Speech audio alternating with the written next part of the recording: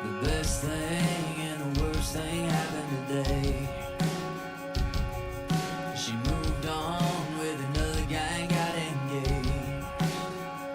And now my heart's set free from its cage, but it stings like hell on the way out. The best thing and the worst thing happened today. I'm moving on.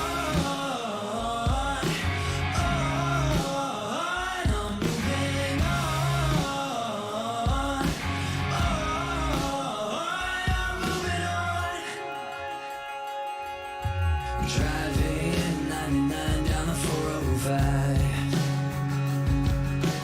windows down and blaring third eye blind, because I've never been so alone, and I've never been so alive. Driving 99 down the 405, yeah, I'm moving on. I'm moving on.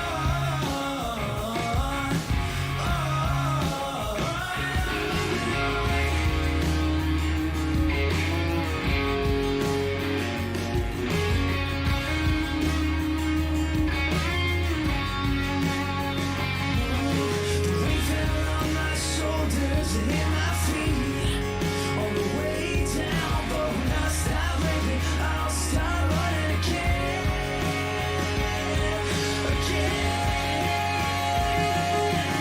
Best thing and the worst thing happened today. The best thing and the worst thing happened today. I'm moving on. I'm moving on. I'm moving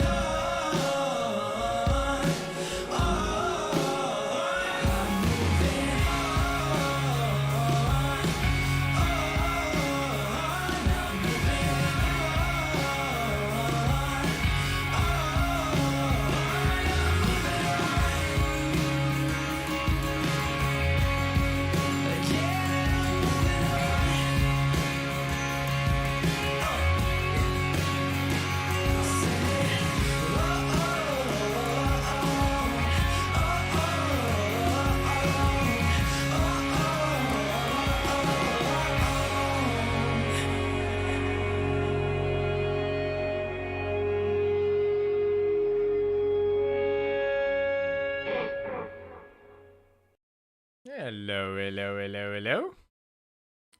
Welcome to the stream. Hope you're all doing well.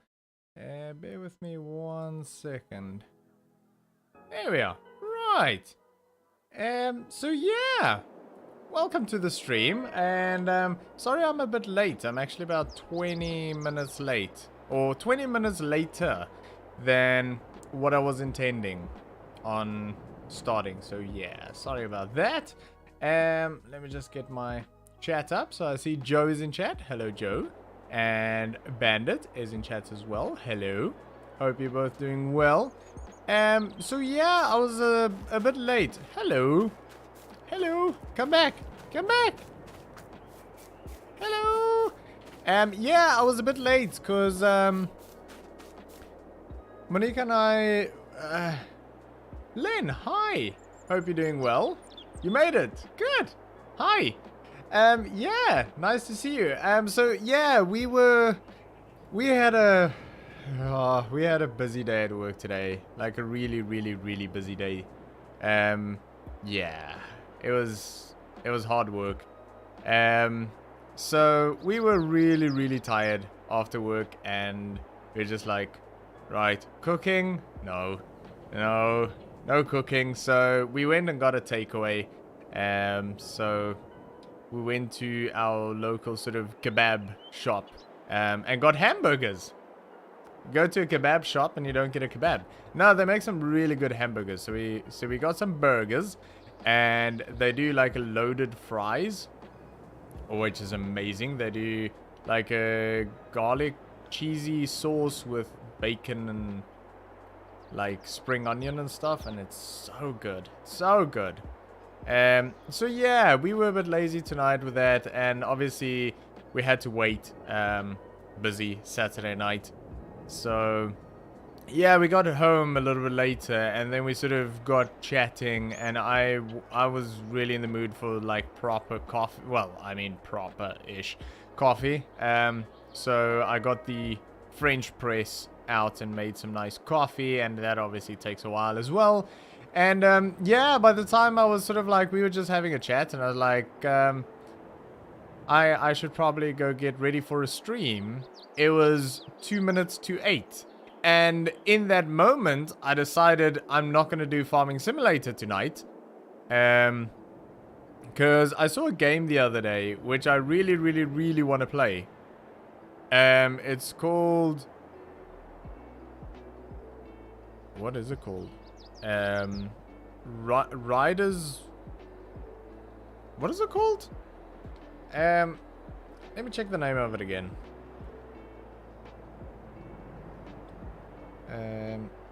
Ubisoft Riders Republic is what it's called.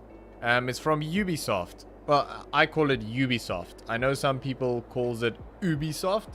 I call it Ubisoft. But yeah, Riders Republic, because I saw it the other day on a video on YouTube, and it looked really, really cool.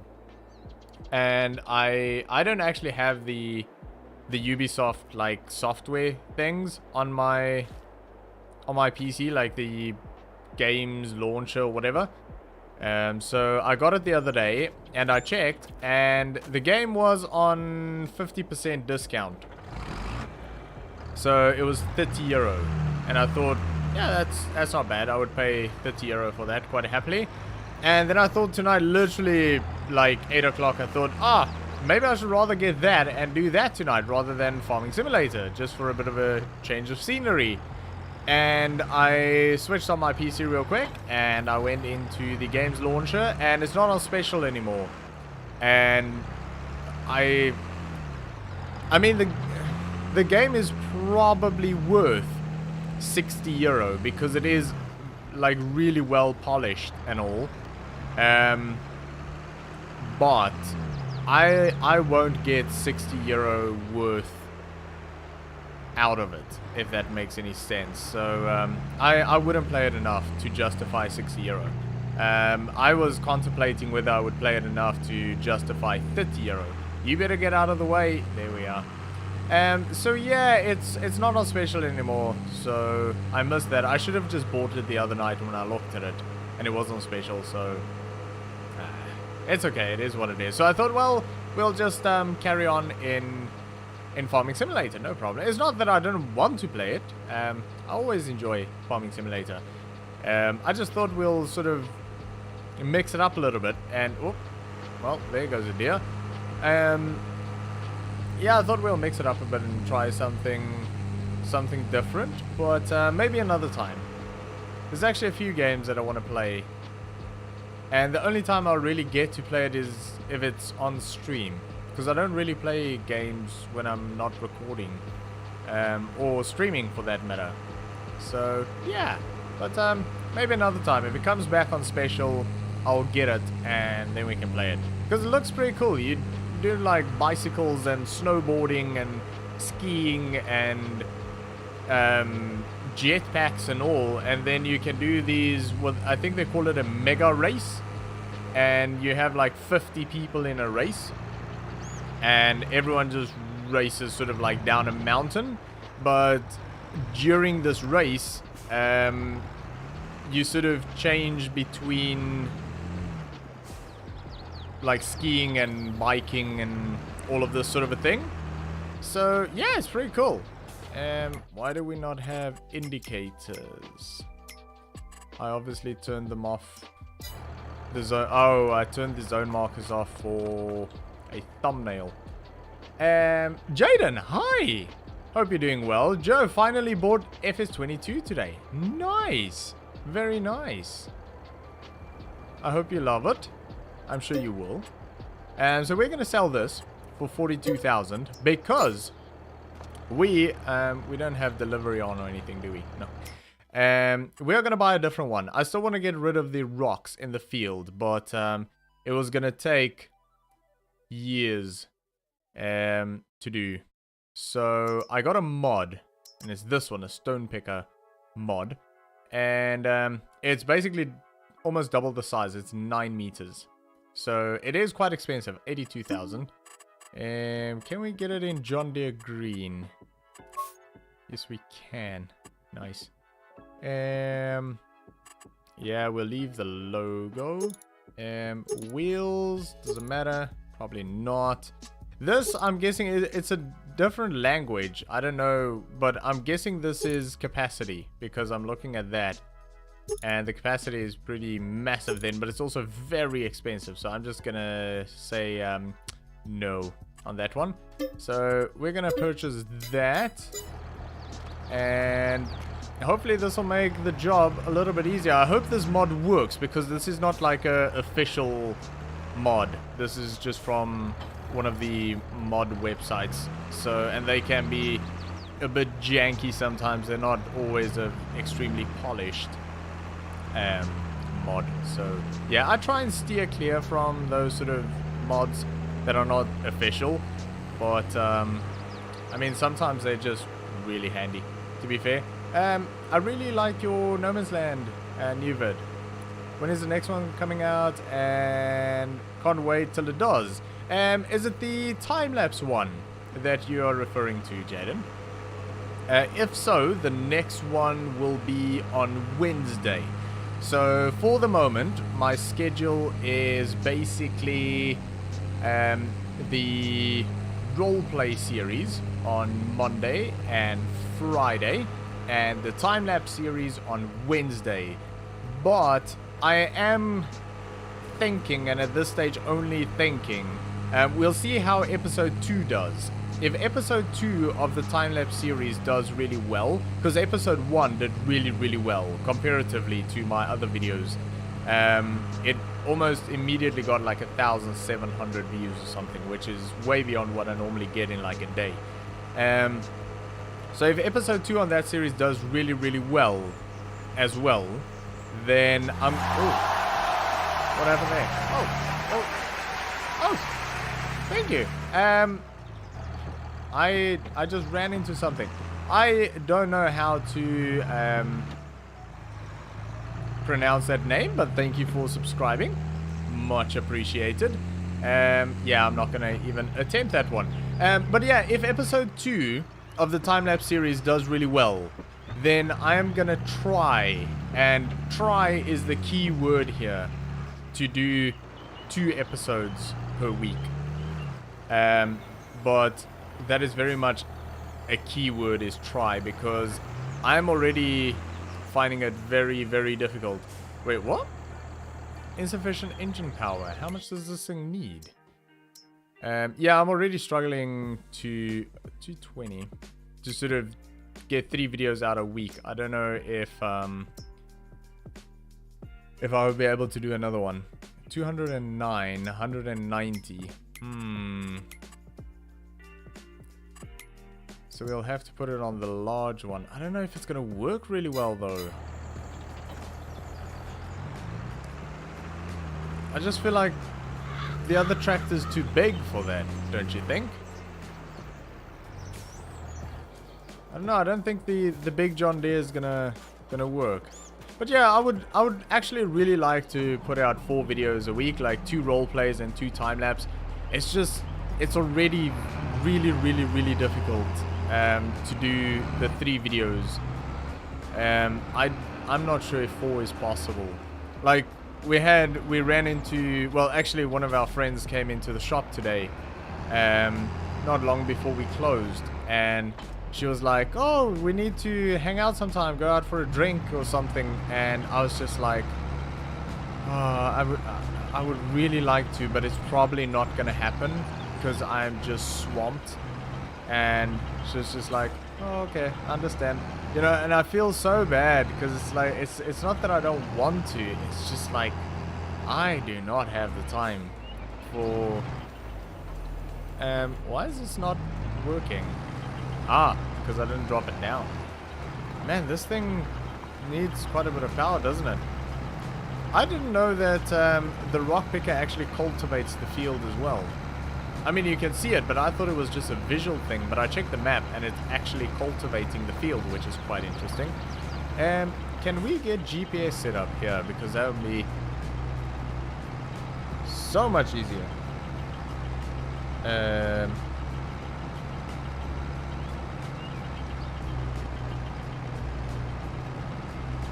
My Wi-Fi is not connected for some reason.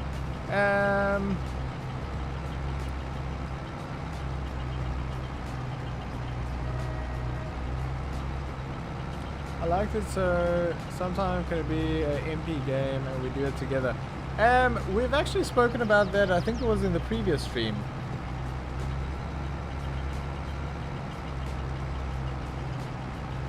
If I'm not mistaken, is a multiplayer thing. The thing is, it's really difficult to manage. So I would say probably not, unfortunately.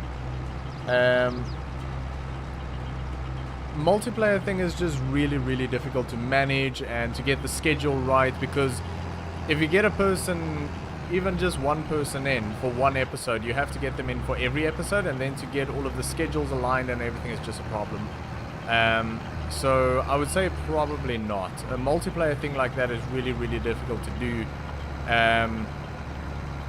There might be a multiplayer server somewhere in the future for like live streams and stuff like this, where viewers can pop in and sort of join on the farm and everything, but I still have to really figure that out as well. Joe and I sort of had a brief conversation earlier about it, and he mentioned that he might be able to do a server, but the thing is, if I'm gonna do something, then sort of like I said to him as well, was I need to do something then that is really sustainable. I don't want to do something that's going to be there for 3 weeks and then not be there or something like that. So the best option there would either be me getting a server, which is unlikely, or me renting a server, which is more likely. But the thing is as well, the stream will have to be quite a bit bigger again to sort of justify that. You know, in terms of viewership and that sort of a thing. You would need sort of quite a few people and sort of a steady flow of people, I guess, to do that. And then you could say, okay, we'll give permissions to some, but then how do you choose those people? And then other people will come into the stream and say, oh, can I join? And if you say no, you can't, then but why can the other person join? And it just becomes a very sort of logistical problem, I guess. So when I do something like that, then, and I really want to, it's not that I don't want to, but when I do like a community server thing, then I want to do it properly, if you know what I mean. But yeah, it's definitely something that I would like to do. What I might do is, I think, if I'm not mistaken, Driver53, who actually just recently hit 10,000 subscribers. In this week he hit 10,000 if I'm not mistaken. This thing is really struggling, and this is a big tractor. And this thing is really struggling. But if I'm not mistaken, he did a live stream where he was setting up his community server last week or this week. So what I might do is maybe tomorrow or something, when I'm busy with other stuff, I'll pop the VOD on that and see exactly how it works and how he did it and how he got everything set up, and that'll give me a better idea of what's probably the right thing to do. Just learn from someone who knows more about it than I do. Because setting it up and getting it to work is one thing, but to actually manage it, that's a bit of a different ball game. So yeah, because I don't want to sort of set something up and 99% of the people that are going to want to join are going to sort of just come in and have fun as they should, but there's always going to be that 1% that's going to come in and just sort of cause chaos. And yeah, you sort of want to avoid that. if possible. Oh yeah, I was gonna set up the GPS. Let's see if we can do that. There we are. That's working now, which is good.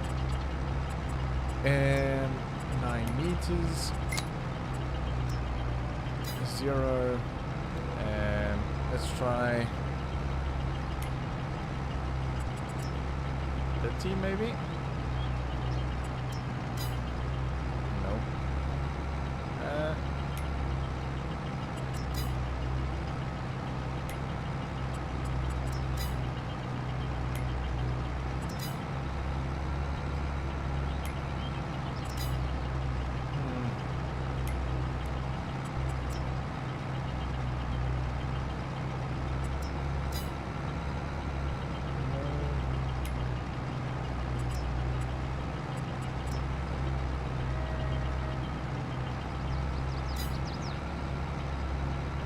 Almost.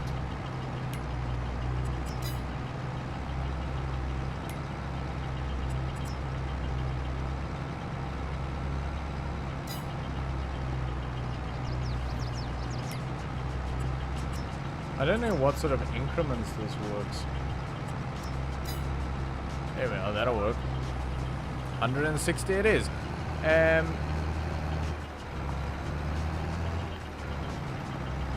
Always that one corner that makes the trouble. I think I missed something there.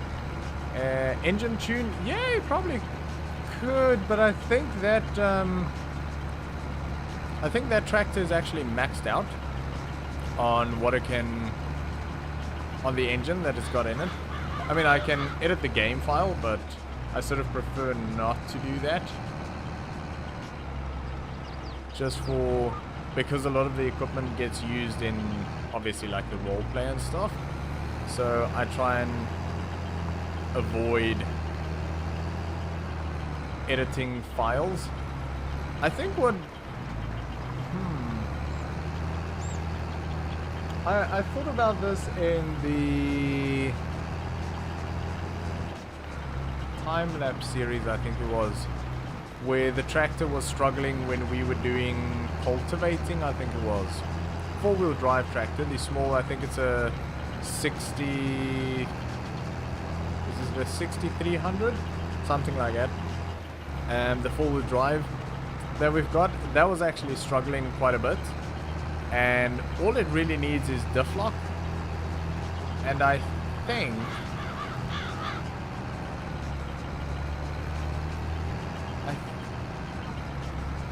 What was that mod called in Farming Simulator 19 that had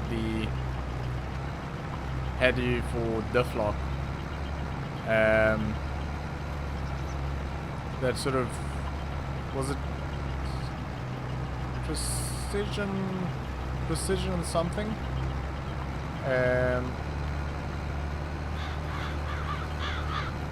Can't remember what it was, but I think that mod is actually available for Farming Simulator 22 now, if I'm not mistaken. So that you can have like diff lock and all of that. That would actually be super handy, not just here, but in a lot of the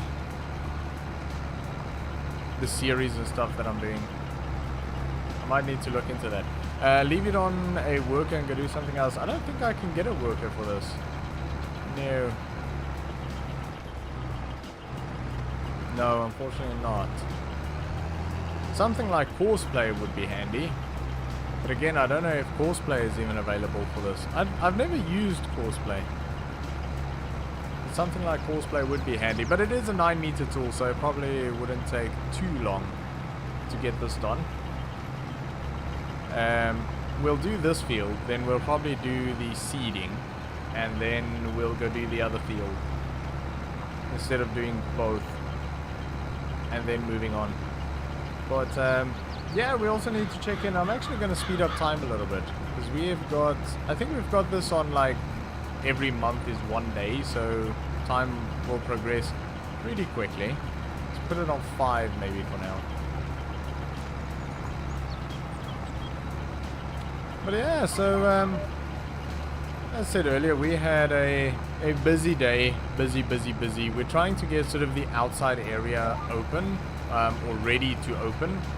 and it was just left in such a bad state, and there's so much work to do, and it is exhausting. It is so physical, and I'm tired. Everything hurts. My legs hurt, my back hurts, and I'm just tired.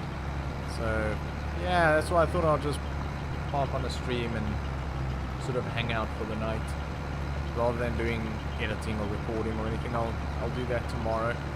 But yeah, I think I'm already up to Wednesday.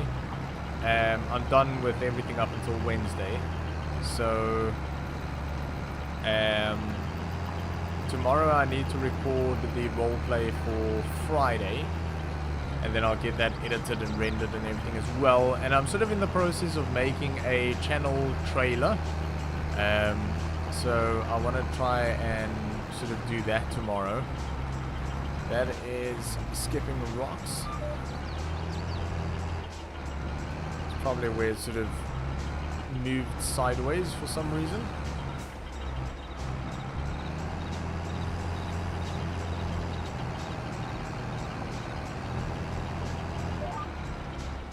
I am very much in the mood for like a banished type game. I guess you would call it a settlers type game, even though I never played settlers, but something like, yeah, banished or something where like sort of a city builder.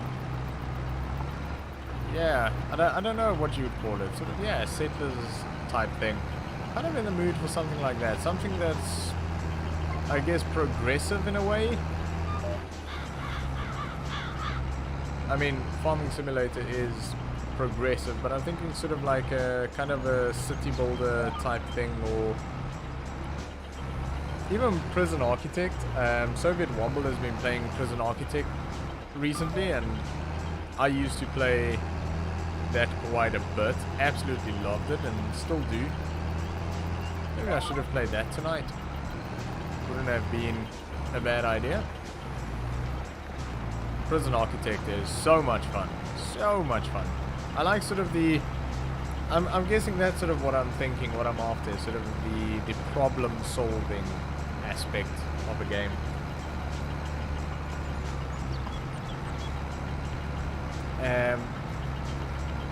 But what was I on about? Work. Oh yeah. So yeah, we're trying to sort of get the outside area of the garden center open, but it was left in a very poor state. So that kind of sucks. But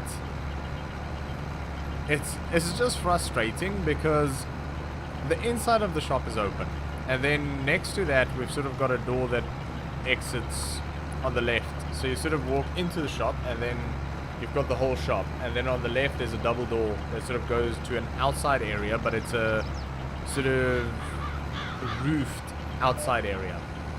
So that we actually got ready and sort of open enough so that people can sort of walk around there and it wouldn't cause like any issues for that matter. But there's not much there because we haven't actually got any of the plants or anything in yet. So there's just some like pots and ornaments and stuff out there, so it's fine. Oh, and furniture, there's a lot of like garden furniture and stuff out there, but it's not like fully open, but it's open enough for people to sort of walk. But then the big area, which is the sort of the outside area, which you can walk either from where you walk into the shop straight out the back, or through this sort of under roof outside area and out the back. It's not roofed or anything, it's just sort of an open outside area.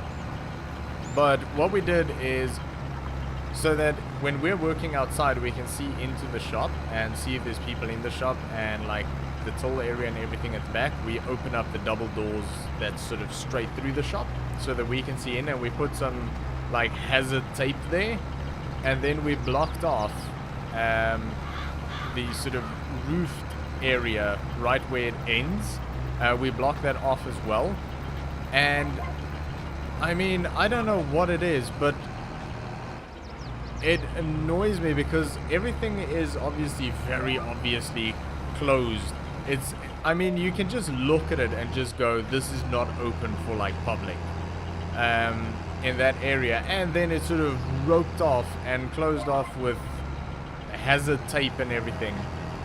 And people would literally just walk and duck underneath it and walk in and look around. And it's just like, what does that sort of mean in your mind? Because if I walk somewhere and it's sort of obviously very purposefully blocked off, I'm probably gonna go, yeah, they don't want me to go there. And people are just, well, some people are just like, they just walk and just duck underneath and just keep walking as if it's, I mean, I was saying to Monique, what's going on in their mind? Do they think that we're sort of in the business of building obstacle courses for our customers? You know, it's like, oh, you have to climb over this and duck under this to get into another area. I mean, hello? Are people just that daft? I mean, it actually just, it doesn't as much annoy me for the fact that they're going there, although it is a problem because it's very obviously not open for public and people can get seriously injured because for some reason a lot of the people that do that can barely walk on a flat ground. Now they're coming into what is effectively a construction site and they are very, very obviously going to get hurt being there. So there's a very good reason why we don't want them there. It's not just because we don't want them there. It's like there's a reason behind it. And yeah, like I say, most of them can barely walk as it is. So we just can't have them there because if they get hurt, we're going to be in trouble. Because then they're going to be, oh, well, I tripped over this piece of wood. And, you know, it's just a problem to have them there. And it's really annoying. But I don't know. People are just, I don't know. Yeah, anyways. It's frustrating. So it's just hard to get anything done if you keep sort of shooing people away. Father Mega Gaming, thanks very much for subscribing. I do appreciate it. Banished is an excellent game. It is. Unfortunately, I never played much of it. I really haven't. I don't have many hours in it as such, but I really do enjoy it. And I had a lot of fun watching Soviet play that. Unfortunately, never finished it. He sort of just really got going and then switched. He switched over to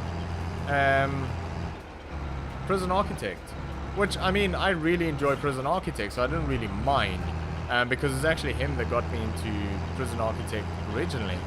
But so yeah, I'm not, it doesn't really bother me that he switched. It's just he never really finished Banished, and I don't really know why. I don't know if he got bored or what the deal is, but and the thing is, Banished is quite easy to finish because with Banished I find it sort of inevitable that at some point everyone will die and your entire civilization will collapse. It's just, yeah, it just seems to be one of those things. Ah, we're full.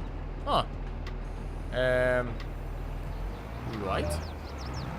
So now we need to have a little stockpile of rock, I guess. But yeah, banishes seem to be one of those things where it doesn't matter what you do. At some point, everyone will just perish, unfortunately. But yeah, I think that's sort of kind of the fun of the game, I guess. I mean, I'm sure there's some people that take it really, really seriously and can probably grow a really big civilization and do really, really well. But I think most people just sort of build it, and then at some point either everyone gets sick and dies from some sort of a... How do we do this? Here. Right, unload here. So yeah, either everyone sort of falls ill and dies, or right. That wasn't much at all.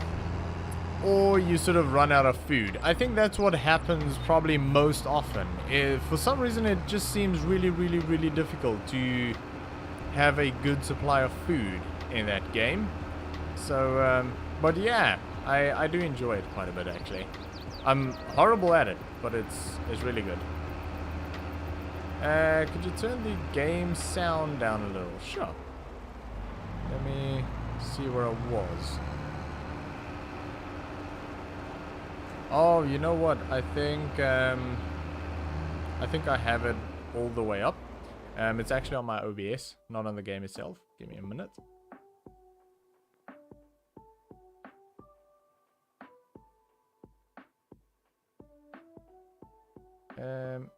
Let's give that a go. How's that? Give my chat back. There we are. But yeah, I would actually like to play Banished again. Would be nice. One of the games that I really want to play again as well, and I don't really know why, but I've had an urge to play it for quite some time. I don't know if I will, but maybe, is Sim Airport. I used to play Sim Airport quite a lot. Back when the channel was called Gamers Raid, I actually had a really good series going on Sim Airport, and it was actually a really big series. It was probably like 40 or 50 episodes, but eventually the airport got so big that even on my then really powerful PC, the game wasn't really optimized to cope with a really big airport. So the airport got so big that the game just really couldn't cope with it, because I had quite a powerful PC back then. I mean, for the time it was a powerful PC, but it just couldn't cope with it. It just lagged so bad, and I was actually in contact with the developers as well of the game, and I was like, listen, I'm doing a series here, and I'm gonna have to end it if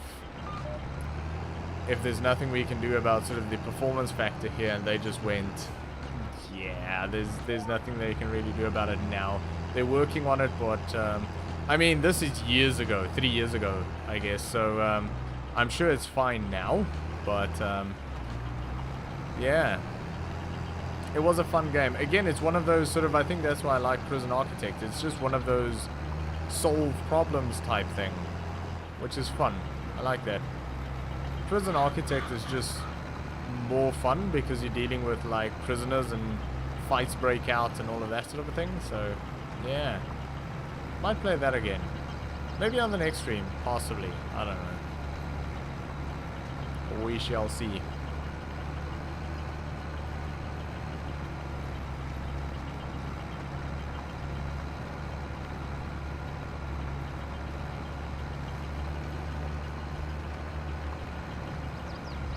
But yeah, in terms of the last video that went out,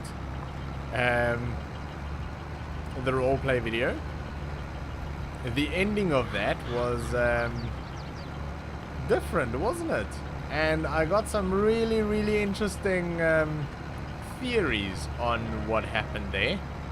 So I mean, I'm not gonna say what happened, but yeah, there was some interesting theories.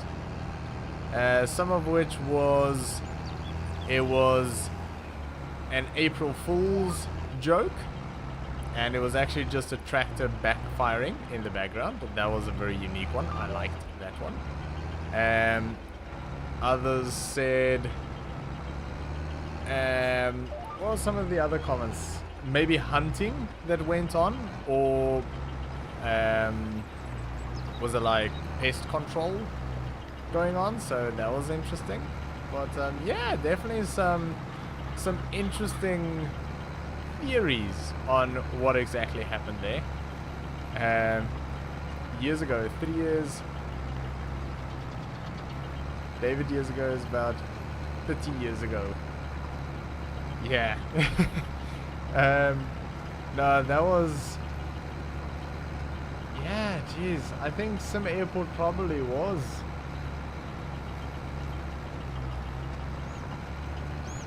How long have I actually been doing YouTube now? I think it's been probably about 3.5 years. Is it 3 years already? I don't know. I know the 2nd of June is sort of the date that I uploaded my first video, but I don't know if it was 3 years ago or 4 years ago. I think it was August 2017. Well, August 2017 is when I created my sort of profile, but my first video that I actually uploaded was the 2nd of June. But I don't know which year it was. I think it might have been 2018. Yeah, because we were in Ireland in 2017. So it would have been 2018. The 2nd of June 2018 would have been my first video that went live. Those videos aren't on YouTube anymore. I deleted over 400 videos off of my channel. So I mean, some of my first videos are still up, and they're so bad. They're so bad. It's so bad if you go back and watch some of your like first videos. Yeah, BeamNG videos 3 years ago. Yes, and that was BeamNG was quite far into my sort of YouTube career, I guess. The very first videos that I uploaded was Wreckfest and Raft. So Wreckfest and Raft was the first 2 series that I did, and they both did pretty horribly, and they should have. Well, actually no, my very first video that I uploaded, the Wreckfest episode 1, got like 1,700 views or something, which was actually really good. But yeah, so I did Wreckfest, and then I did Raft, and then I sort of did, what else did I do? I know I did a series in Thief Simulator. I did a lot of Sim Airport. I did quite a bit of City Skylines. I did a good series on 2 Point Hospital, followed by F1 2018 head tracking video. Yeah, these are just the videos that I never deleted, that I sort of kept on the channel because they did okay.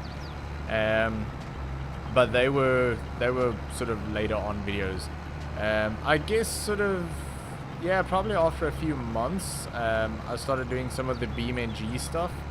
I did a few sort of Hunter Call of the Wild videos that I think are still there. So Dave LaForce, thanks for subscribing. I really do appreciate it, and welcome. But yeah, I mean, I think some of the videos that I left there, I would actually like to, I would actually want to remove them, but they actually doing quite well views wise, so I'm just leaving them for now. But if the channel sort of like picks up and some of the other videos take over, in terms of views, where you won't realize sort of that there's a discrepancy in the views, then I'll probably get rid of some of them. There's already a huge discrepancy, like, because of all of the videos. I think it was 450 or something videos that I deleted off my channel, probably about 1.5 years ago. And there's a huge discrepancy now where my about page shows I've got about 900,000 views, but my actual analytics shows that I'm about to hit 1 million views. So there's about 100,000 view discrepancy in what I see in my analytics and what you would see on my page in terms of views, because of all of the videos that I deleted. So yeah, not that it matters, but it's just, that's why there's a difference. Do you still have the City Skylines videos? No, unfortunately not. I didn't keep a backup or anything of everything that I deleted. I sort of thought about it, and I started downloading them before I deleted them. but I just thought I'm never gonna use them, so I didn't like hide them or anything. I just like flat out deleted them off of YouTube. They're not just like hidden videos or anything like that. They just deleted, gone. But I used to enjoy City Skylines a lot, like a lot. Really good game. The only thing that sort of bothers me about City Skylines is it's really difficult to get back into it if you haven't been like playing it for a while, because I play it with mods. If you play it without mods, doesn't really matter, but if you're playing it with mods and you haven't played for a while, there's so many mods that just break while you're away because of updates and stuff, and the game updates and some stuff just stops working, and it takes you like a day just to figure out what you need to like update and what you need to get rid of and all of these sort of things. Yeah, so it's like if you haven't played it for a while, it's difficult to get back into. But oh yeah, the dodgy city. Oh my goodness, how do you remember that? My, that was a long time ago. Goodness. City Skylines does the mod checking automatically now. Wow, there you go. Well, that helps a lot. Jeez, yeah, I remember the dodgy city with like the one area that we put like basketball courts and everything, and it was like this super dodgy area.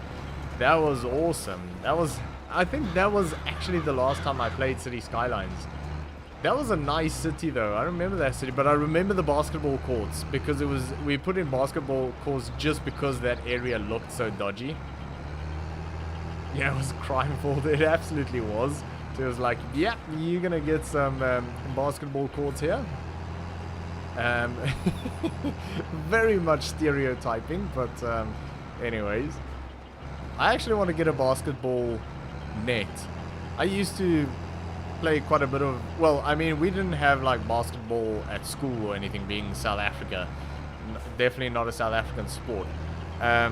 But we used to have a basketball ring put up at home, and we had quite a lot of space in the front yard, and one of my good friends actually lived right next to us, so we would play so much basketball, like one-on-one basketball, because we were both into it, and it was so much fun. But we also had, at the sort of front of the yard, we had palisade fencing. Do you know how many balls we lost on that palisade fencing, where you would just hit the sort of rim wrong and it'll go absolutely flying straight over your head? And it was a big area, so it would have to travel like a long way, and it just goes poof, on top of the fence and just deflates. And it was so demoralizing because you're just having fun, and then that happens, and I mean, you never have an extra ball, so it's like, well, there goes that. And you have to wait for the weekend and then sort of convince your parents to buy another ball, and it's just like, yeah. But yeah, I really enjoyed it. I actually said to Monique last weekend, I was walking around the house and she was like, what are you doing? And I was like, okay, trying to figure out if I can put up a basketball ring somewhere here, because I quite like that. But I don't think we have sort of the wall space with like concrete space close by to make it work. But we do have one area where if I like plant a pole and have a backboard on it, that would work. But I wouldn't be able to like wall mount it. But yeah, thinking about it, trying to get another thing that I quite enjoyed was pool. We played quite a lot of pool. Not like swimming pool, like pool, almost like snooker-ish, but just pool. Like I guess it's not 9-ball, although we did play 9-ball, but not really 9-ball, just pool. Not billiards or snooker, just pool. I had a pool table for a while. So that was fun. When I was sort of high school, I had a pool table, which was cool.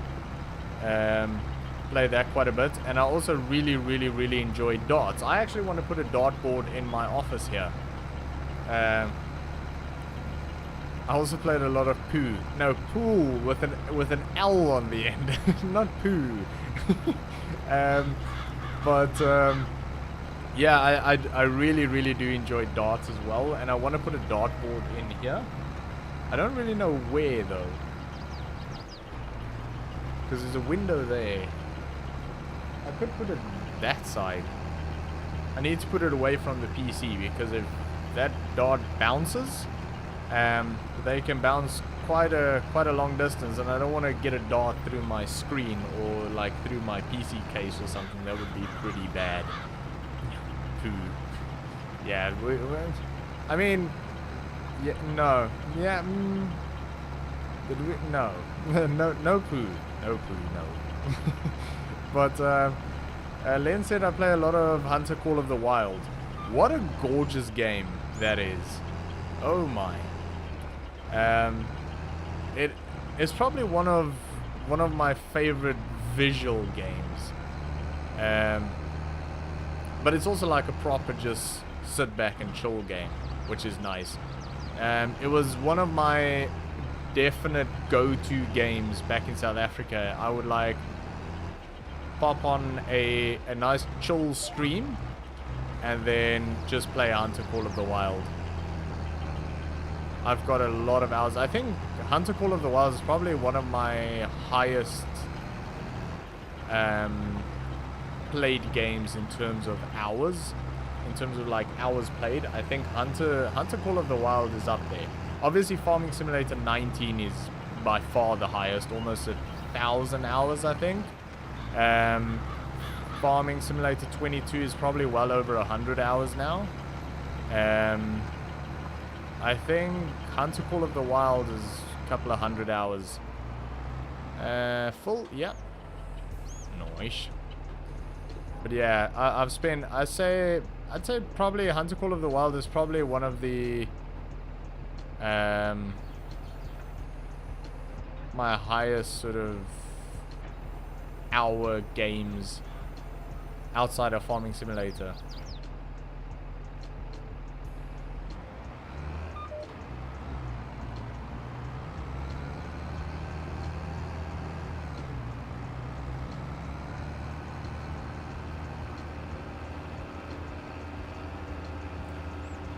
Orel mods, I have no idea what that means.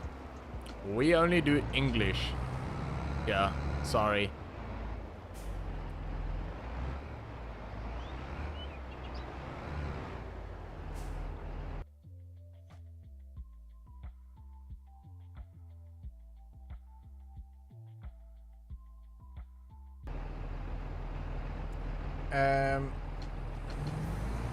But yeah, I haven't actually played Hunter Call of the Wild for quite a bit.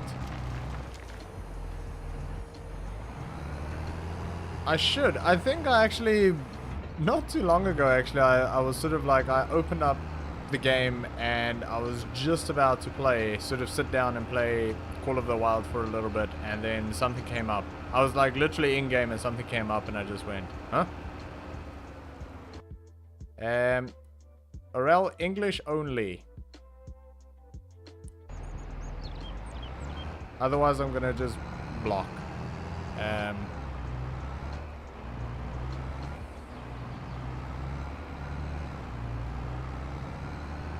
But yeah, I don't know, something came up and I ended up not playing it, unfortunately. But there's so many games that I just want to get back into, like Satisfactory. I loved Satisfactory. I know at the moment, or I heard at the moment, there's a problem, or I think it's a known problem since it came out. Something to do with the liquids. So if you get too far into sort of liquids, it becomes a big problem. So that is stopping a lot of guys from playing it. I don't recall having that issue myself. At least yet. I probably haven't progressed far enough into it, but I really enjoyed Satisfactory. The problem is with Satisfactory, I find, like, I would like to stream Satisfactory, but what I find with that is, because there's so many people that played it and so many people that are really good at it, and the entire game is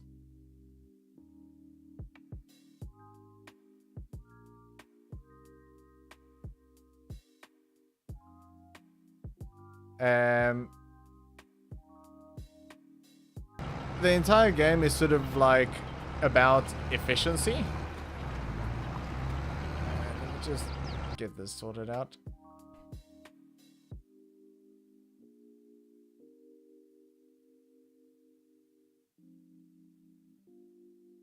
There we are. Yeah, so the entire game is obviously about like efficiency and stuff. So you get a massive amount of like backseat gaming, I guess is the best way to put it, which is fine. I mean, I don't mind it. I don't mind sort of people giving their opinions, but it can be quite difficult to sort of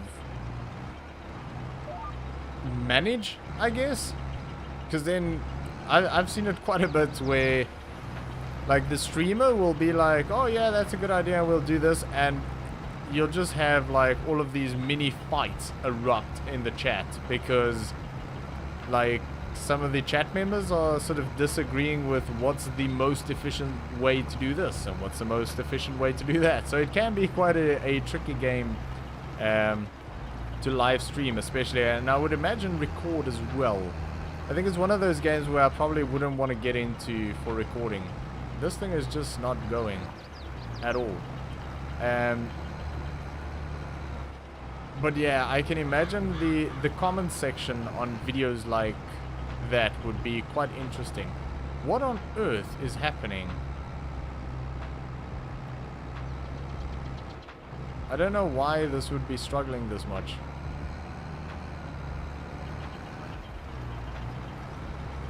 Don't get it. It seems like the ends of it is getting stuck, and I don't think I can lift them.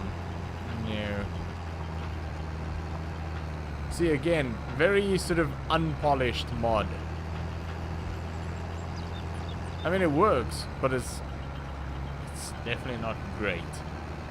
And that should be somewhat flexible. But anyway, I can lose so many hours playing that. Yeah. Call of the Wild is, yeah, quite like I say, well, yeah, very easy to lose a lot of time with. A lot of time. Like, it was one of those games where, like I say, I would stick on a live stream and then, I mean, not anymore, but back in South Africa I did. Put on a live stream and then go into Hunter Call of the Wild, and you blink and it's like 2 o'clock in the morning and you're going, ew, oops. So yeah, it was one of those, and I guess like Satisfactory was sort of the same. When Satisfactory just came out, I was absolutely hooked on that. I played so many hours. Literally, whenever I had like half an hour, I would just hop in the game and play for a little bit. I was completely hooked on it. Completely hooked.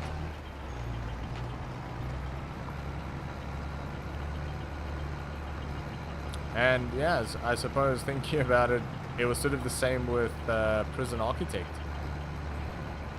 Sort of watched other people play the game, got really interested in it, and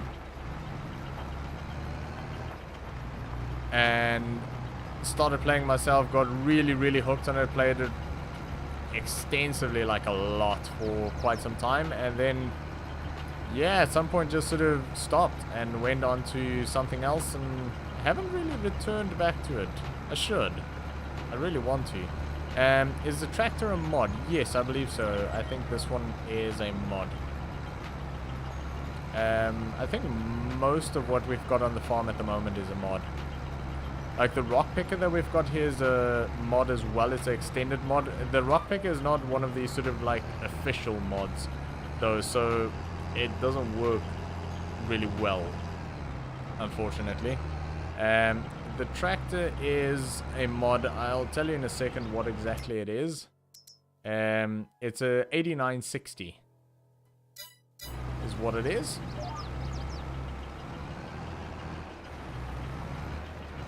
Again, not 100% sure if the tractor is sort of under the official mods list. It could be, but I'm not 100% sure.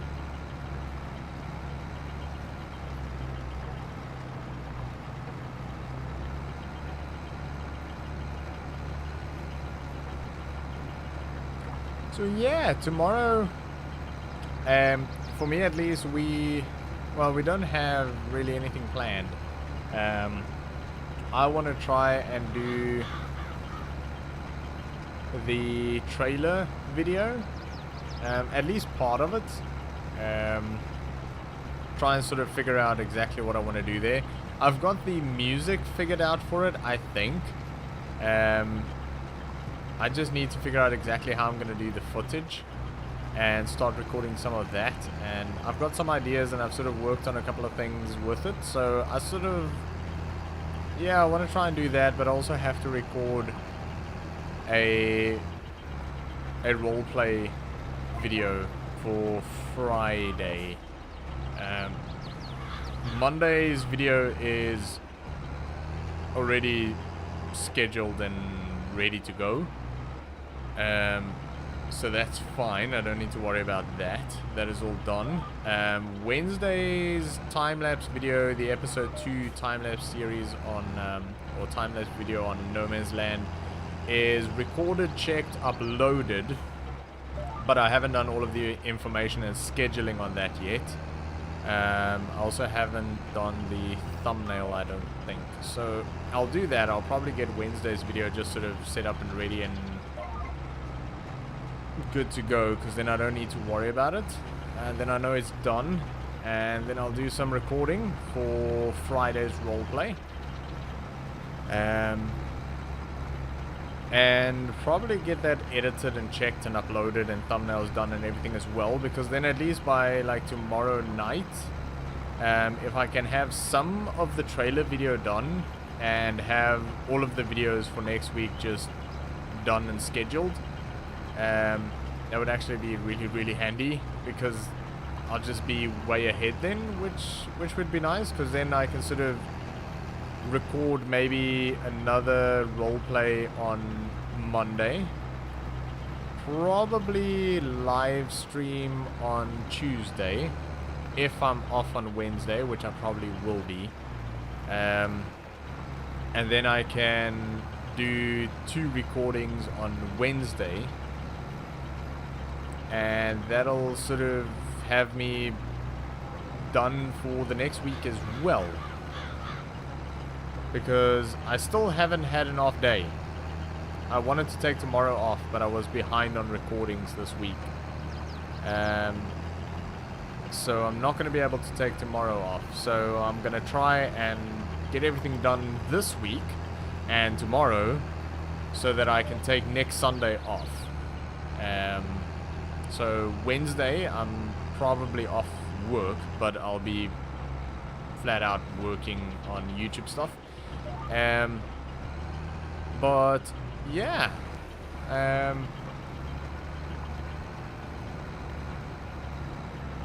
hopefully I can have next Sunday off, which would be nice. Just sort of do nothing for the day. But yeah, if I can somewhere during this coming week just get by like Thursday or something, just have all of the videos done, ready and uploaded for next week, that'll give me a bit of time to sort of finish up the trailer video if I can't get it done tomorrow. And yeah, it would give me a bit of time off and time to stream and just chill, maybe play a game and not do sort of anything with it. No recording, no live streaming, nothing like that. Just play it because I want to, unless I'm sort of doing something like Prison Architect. I might start a new game, because if I went and picked up where I left off on my old save on Prison Architect, I probably wouldn't know what's going on. I do sort of remember that I was building a massive, like a massive wing. In fact, it was 3 different wings that I was building for the prison, and they were ginormous things, absolutely massive. but like super efficient, laid out with their own like yards and everything, and their own sort of chapel areas and shower areas and dining areas, and the whole thing was just super efficient and really well thought out, and it just worked really well because it kept like all of the minimum security guys on their own and the medium security guys on their own, and then the sort of high risk guys on their own, and then you had sort of the what were they called, like the supermax guys. They had like their completely own area that was heavily guarded with towers and all of that, guard towers and all. That was completely away from everyone as well, and it was just this highly efficient setup, and there was like zero contraband in the prison. It was really well done, I have to say, even though, I mean, I built it, so I would say that, but no, it was honestly like super well thought out and well planned. And I think out of the 3 major wings that I was building, I think only one wasn't completed yet by the time I stopped.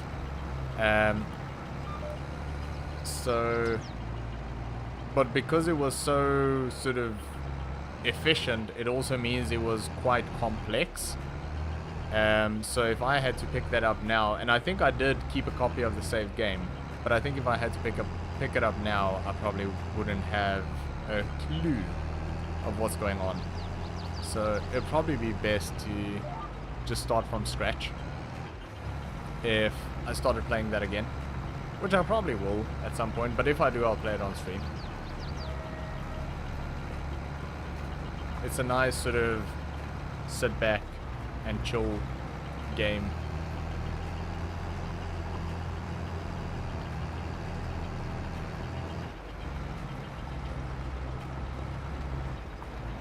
Right, so this field is almost done. It's a very time consuming thing, this. We've probably been doing rock picking for an hour now. I think it is about an hour because I started streaming, yeah, an hour ago. So yeah, we've been rock picking for an hour. We've probably got another like 5 minutes and we'll be done, at least on this field. We probably won't do the other field rock picking tonight, I don't think. We might not even do it at all. It's just a very time consuming thing. I was hoping there would be something, because just before I started the stream I thought, we sort of have to do that rock picking, and I checked real quick if there was any good mods, like official mods, and there was only a bucket, like a rock bucket, and well, that's not really gonna do. So I went on the old Googly real quick and see if I can find something there, and I found this, but it doesn't really work that well, to be fair. Unfortunately, it's the best I could do. That field looks really nice. What is that? Cotton, is it? Possibly. Harry, hi! Hope you're doing well. We are doing a bit of rock picking, but we're almost done. It's sort of slow going, but thinking about it, going downhill here is actually not slow going. It would probably be quicker to just sort of go down, drive back up, go down again, drive back up. So I think I'm gonna do that. But yeah, welcome to the stream. Hope you're doing well. Basically just a bit of a chill evening, for me at least. Had a sort of hard day at work today. Very physical, so I'm tired. My back hurts and my legs hurt, and everything just sort of hurts and tired. So yeah, I thought I'd kick back with a bit of farming. I was actually going to play something else. I was going to play Riders Republic or whatever it's called, but I never bought it the other night when it went on, like a few nights ago. I went and had a look and it was on special, like half price on the Ubisoft thing, and I thought, I'll go and buy that. and we'll play that tonight. And then I went in and it wasn't on special anymore, and it's a bit expensive, full price. So I just went, nah, probably not worth it full price. So even though it looks like a really, really good game, it's just 60 euros is a lot of money. So yeah, I mean, 60 euro at this point is probably a month's diesel for me. So yeah, no, it's just a bit expensive for a game that I probably wouldn't play much. Did I not lower this properly? No, I didn't. You're okay, loving what I'm watching. Good. Glad you're enjoying it and glad you're doing well. I'm yeah, I think doing sort of well, I guess myself as well. Just, I say, sort of tired, but doing well. I'm definitely doing better the last sort of, we actually, Monique and I, my wife, had this conversation earlier tonight, before I started streaming. That's why I was a bit late as well. And I was saying to her that sort of the last few weeks, I just sort of feel myself, which is nice, which I haven't done for quite some time. Obviously with like moving across the world is quite a difficult thing to do, and a very sort of mentally taxing thing to do, to leave behind all of your, well, we didn't even leave behind our stuff, we just sold all of our stuff, all of our belongings and stuff. So yeah, a lot of that has a very sort of, in terms of like the mental impact, is actually quite hard. And I don't think we really realized how tough it was until now, for both of us, because you're so dead set on just trying to survive. And now sort of after 6 months, you're starting to sort of find your feet and settle in a little bit more and getting a bit more comfortable, and now only now you're sort of really starting to process a lot of what sort of happened and what you did. And yeah, that was quite difficult when all of that sort of started happening. So but yeah, the last few weeks I've actually done very well. I've felt a lot better than what I did a few weeks ago. I was just not in a like a great place, I guess. But not like bad, but just not quite myself. But I think it's just yeah, I think what it is basically is, and I don't mean this lightly when I say this, I mean this honestly, and that's what I said to Monique as well the other day, is I think it's basically what it is PTSD. Because there's a lot of trauma involved in a big international move like that, and arriving in another country with nothing but 2 cases of clothes, and you leave your siblings and your parents and your loved ones and your friends and everyone at the airport, and you just sort of go bye, and you don't know if you're ever going to see them again. And it's quite tough, but yeah, but we're doing okay, we're doing fine.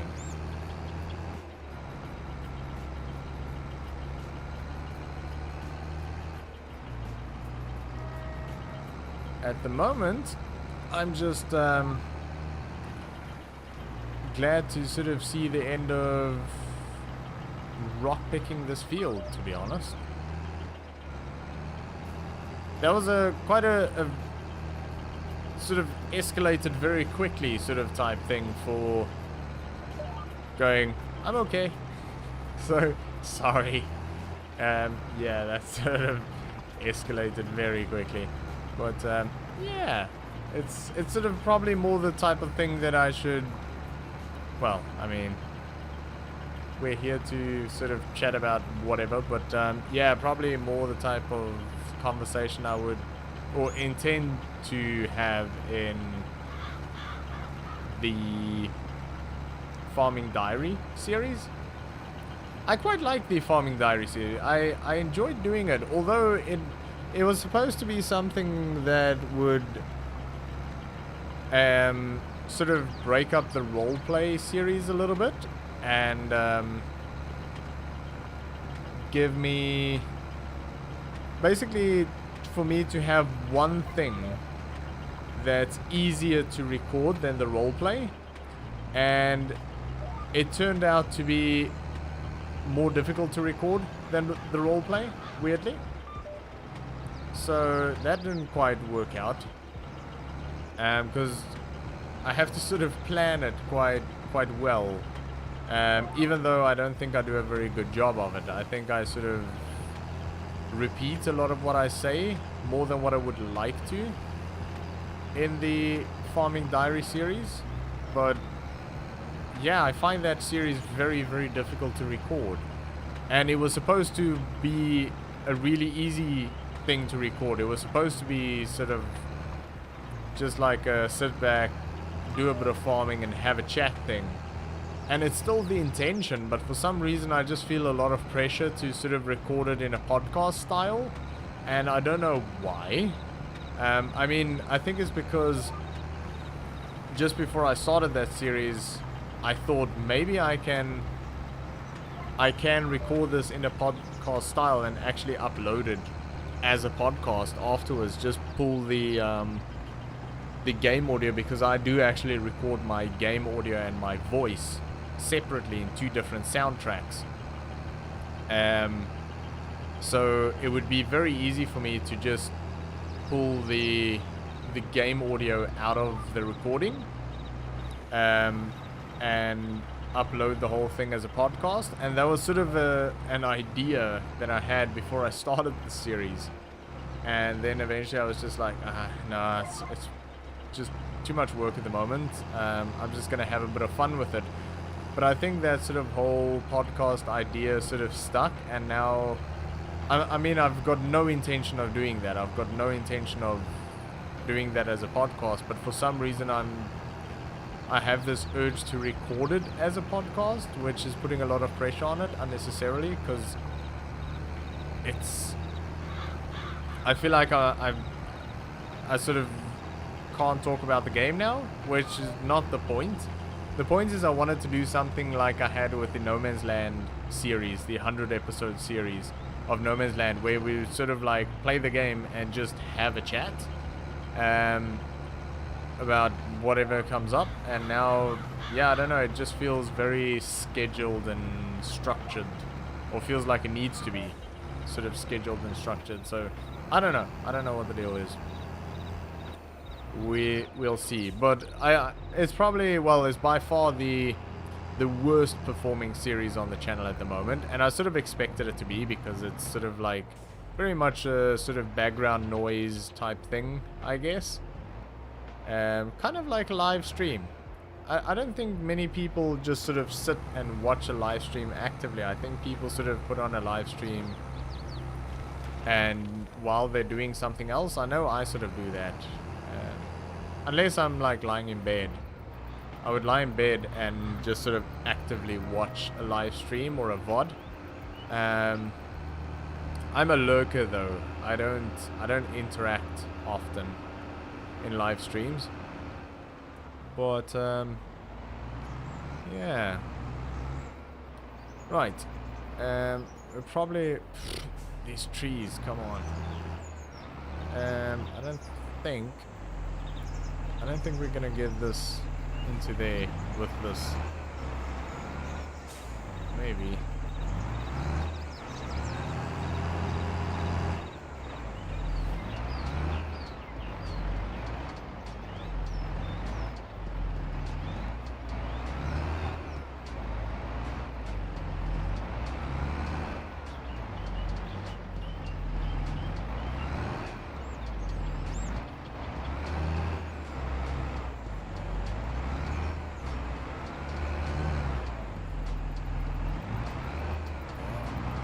Taking our tanks out here by the looks of it.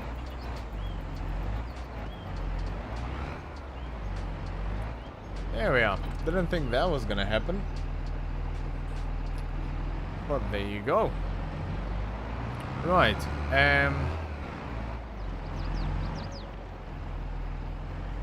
So, seeding. I think we are we ready for seeding? Actually, what we need to do is save. What's the settings on? 1 day. Right. What are things looking like? Cultivated, right.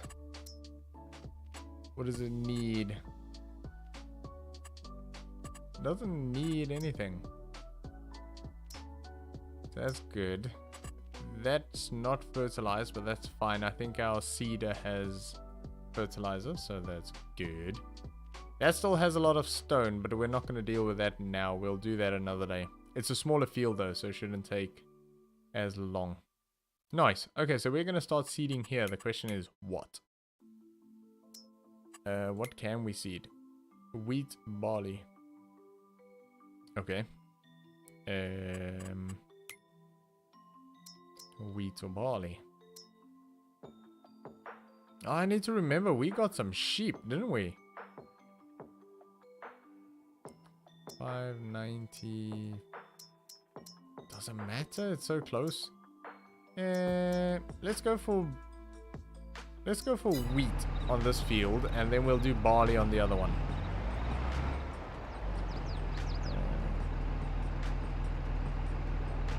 Yeah. And it's also 5 o'clock, so we'll probably sleep through the night.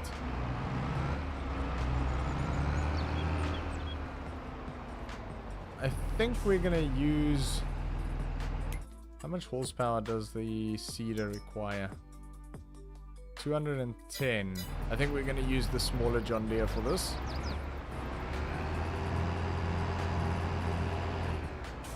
This big one is good for the plowing and all of that, but it's not exactly an agile machine. So if possible, I'd rather use the smaller John Deere, although we actually kind of need something that's a bit more, it's sort of beefier than the not this John Deere, the other John Deere. We need something that's a bit sort of more powerful than that, but sort of a similar size. One thing comes to mind.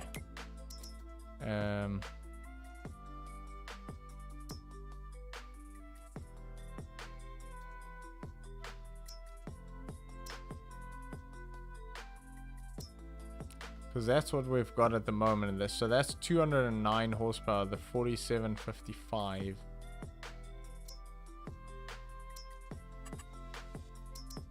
What I'm thinking...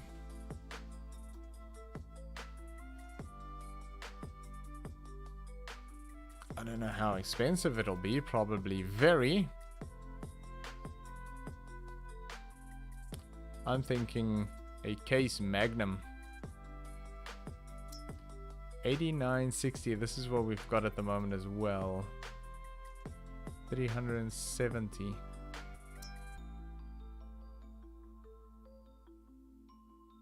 Look at that. That doesn't seem right price-wise though.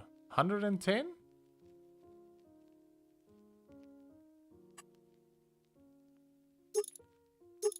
So no rock box. Silver pipe. Newer model. A 3-point with a PTO. Green Star. Sure. Engine. 500 horsepower. Okay, yeah, now we're talking. Okay. 202,000.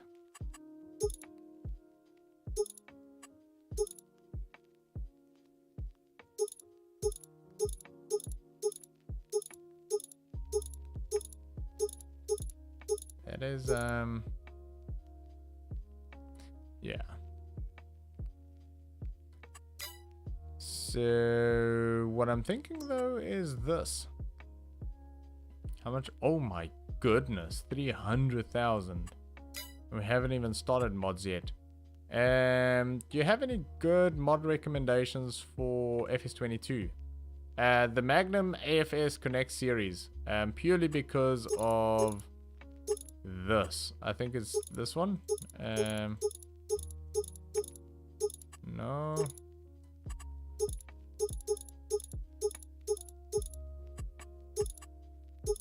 I don't think it's Nokian. Is it Michelin? I don't think it's Michelin.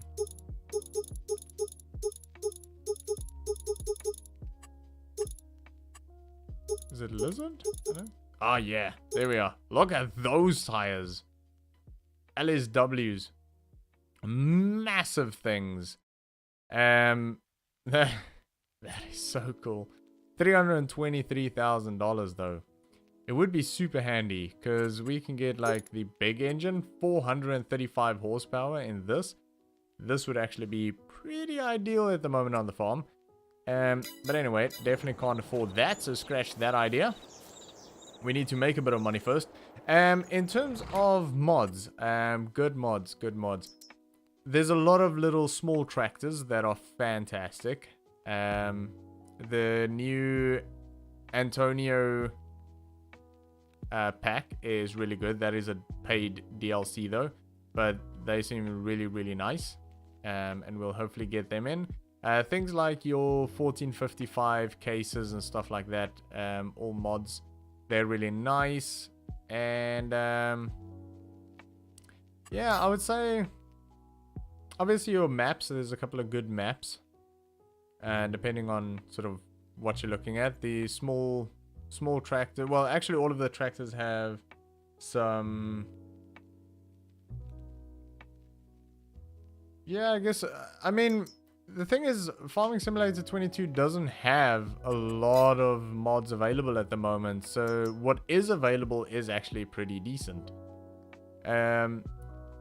Like in terms of trucks and stuff like that, I like the Land Cruiser just because I absolutely freaking love Land Cruisers. And then this is a really good mod as well, the 1986 Ford F350. I don't know if this is an official mod though.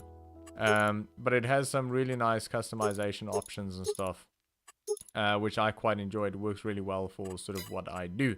And then some quads and stuff as well, which is quite nice. But yeah, there's not a huge amount of mods available, like I say, at the moment. I mean, a decent amount, but not a massive amount. Nothing like what's available for Farming Simulator 19, but obviously it will catch up. It'll just take a while to catch up. So what is there at the moment is mostly really good, so can't really go wrong with all of them.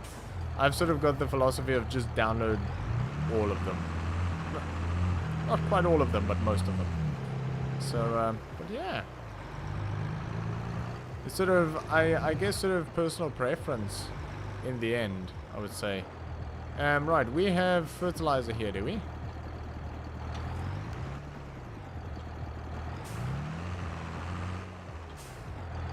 Fertilizer, fantastic. And we need seed.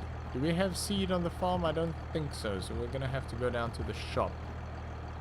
Turn the lights on. I agree with the new DLC, it brings small agriculture to life. It definitely does. I haven't actually played around with it enough, or as much as I would like to. But hopefully I'll get into it a bit more soon. And they look really, really fun though. They really do. Something that I haven't got into at all yet is like the grapes and olives. And again, that's something that I really want to get into. I just sort of have to learn how to do it because I genuinely don't know how to do it at all. So, but yeah, I think it'll be quite fun to get into that as well. We'll probably try and do it on stream as well. The equipment doesn't seem to be too expensive.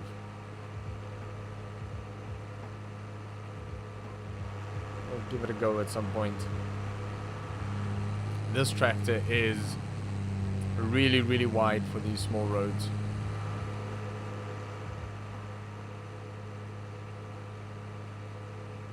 the sunflower field looks really nice.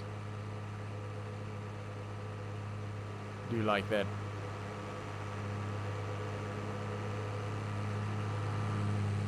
Oh my goodness. I'm already yawning. It's not even 10 o'clock.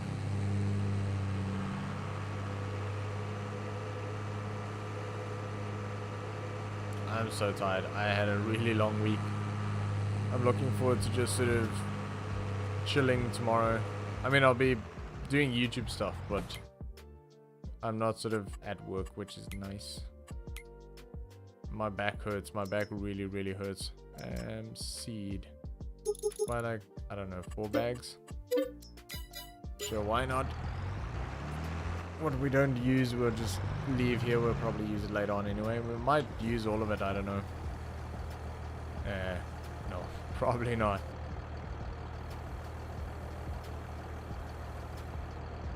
Oh yeah, no, if you meet someone on that road around a bend, it's gonna end really badly for them. Speaking of which, that a while ago I uploaded a picture or a few pictures of some years ago where I was driving a big John Deere doing some, I think it was lime spreading if I'm not mistaken. Might have been fertilizer, but could have been lime. And those actual the friends of mine whose sort of farming operation that was, in that very tractor, I think it was that same tractor, he was on a road, sort of a public road, straight flat road, with a big cedar on the back, and a lady was driving along the road and she was busy texting, and she drove straight into the back of that big cedar on that big John Deere. And she was very lucky because cedars actually have a lot of like really sharp bits on it, so she didn't get hurt at all, which was really good, but she was really, really, really lucky. But absolutely destroyed the cedar. But yeah, I mean, it was middle of the day, flat, straight, open road. I mean, the Free State in South Africa, if you've ever been there, there's literally nothing for miles and miles and miles and miles. There's actually a joke, like an ongoing joke about that area, where they say if you get burgled at night, you don't have to worry about it, because by the time you wake up, you'll still see the guy running, because it's so flat and open. So there was no sort of excuse of like, oh, I didn't see him. No. She was busy texting and ran straight into the back of that tractor. The big cedar on the back, and it was a brand new cedar as well. So that wasn't good. Right. Let's get this thing going. Actually, let's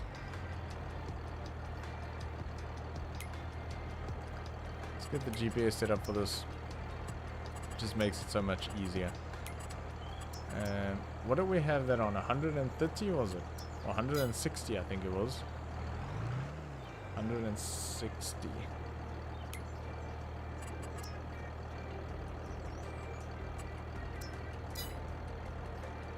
Yeah, I think that was pretty good.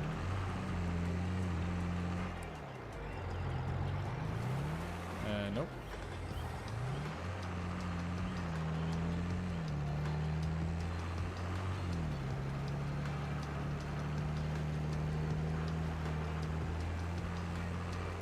I think what we're gonna have to do though is probably head home soon and have a nap or sleep and carry on in the morning, but we'll try and get like a little bit done tonight.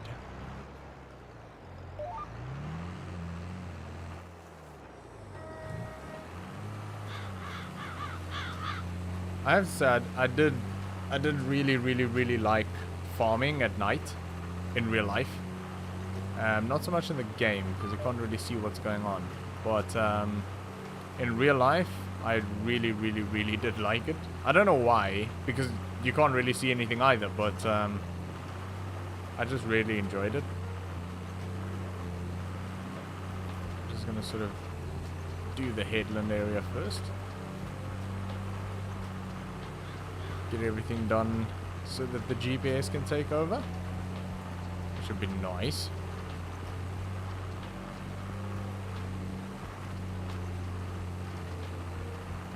Yeah, especially harvesting. Harvesting at night was amazing. We did a lot of corn harvesting at night, which was really cool. Something sort of a little bit eerie and scary about just being out in the middle of nowhere on a massive big field and you can't really see anything around you. I think it's because you're running a really big piece of equipment.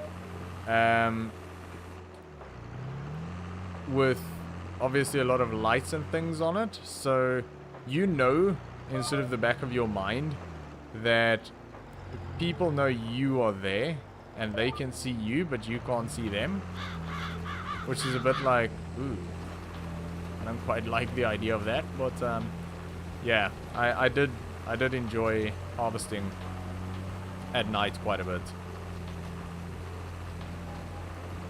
A lot of wildlife pops out of a cornfield at night when a big harvester comes at them.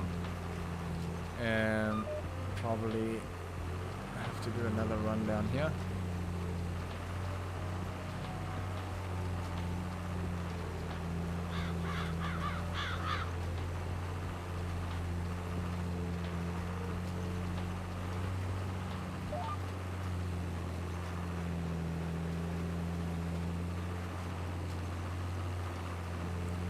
Right.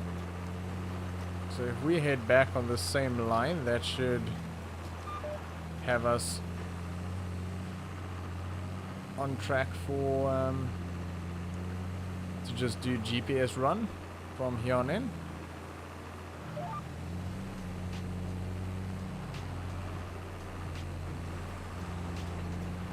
There we are.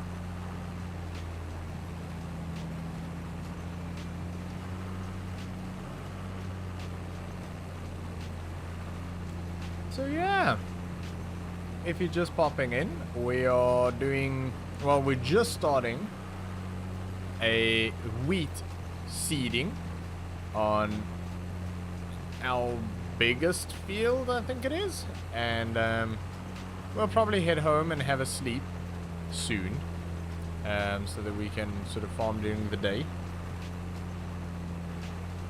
And we just did a huge amount of rock picking for the last about probably hour and 20 minutes ish on this field.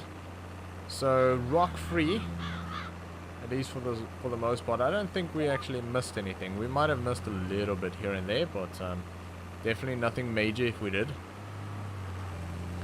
But yeah, just trying to get something productive going. We'll keep an eye on our greenhouse. I think we're growing tomatoes in our greenhouse, if I remember correctly. We'll check that out in the morning, see if everything's still doing good.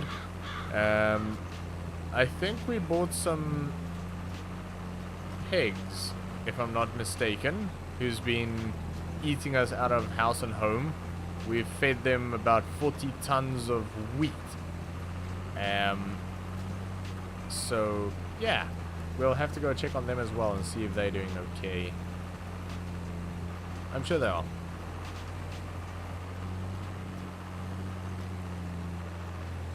Yeah, in terms of like the videos and stuff that's been going out lately, the last 2 videos has actually done really well, which I'm very happy about. Actually, the last 3, because the one yesterday actually did really well as well. Not quite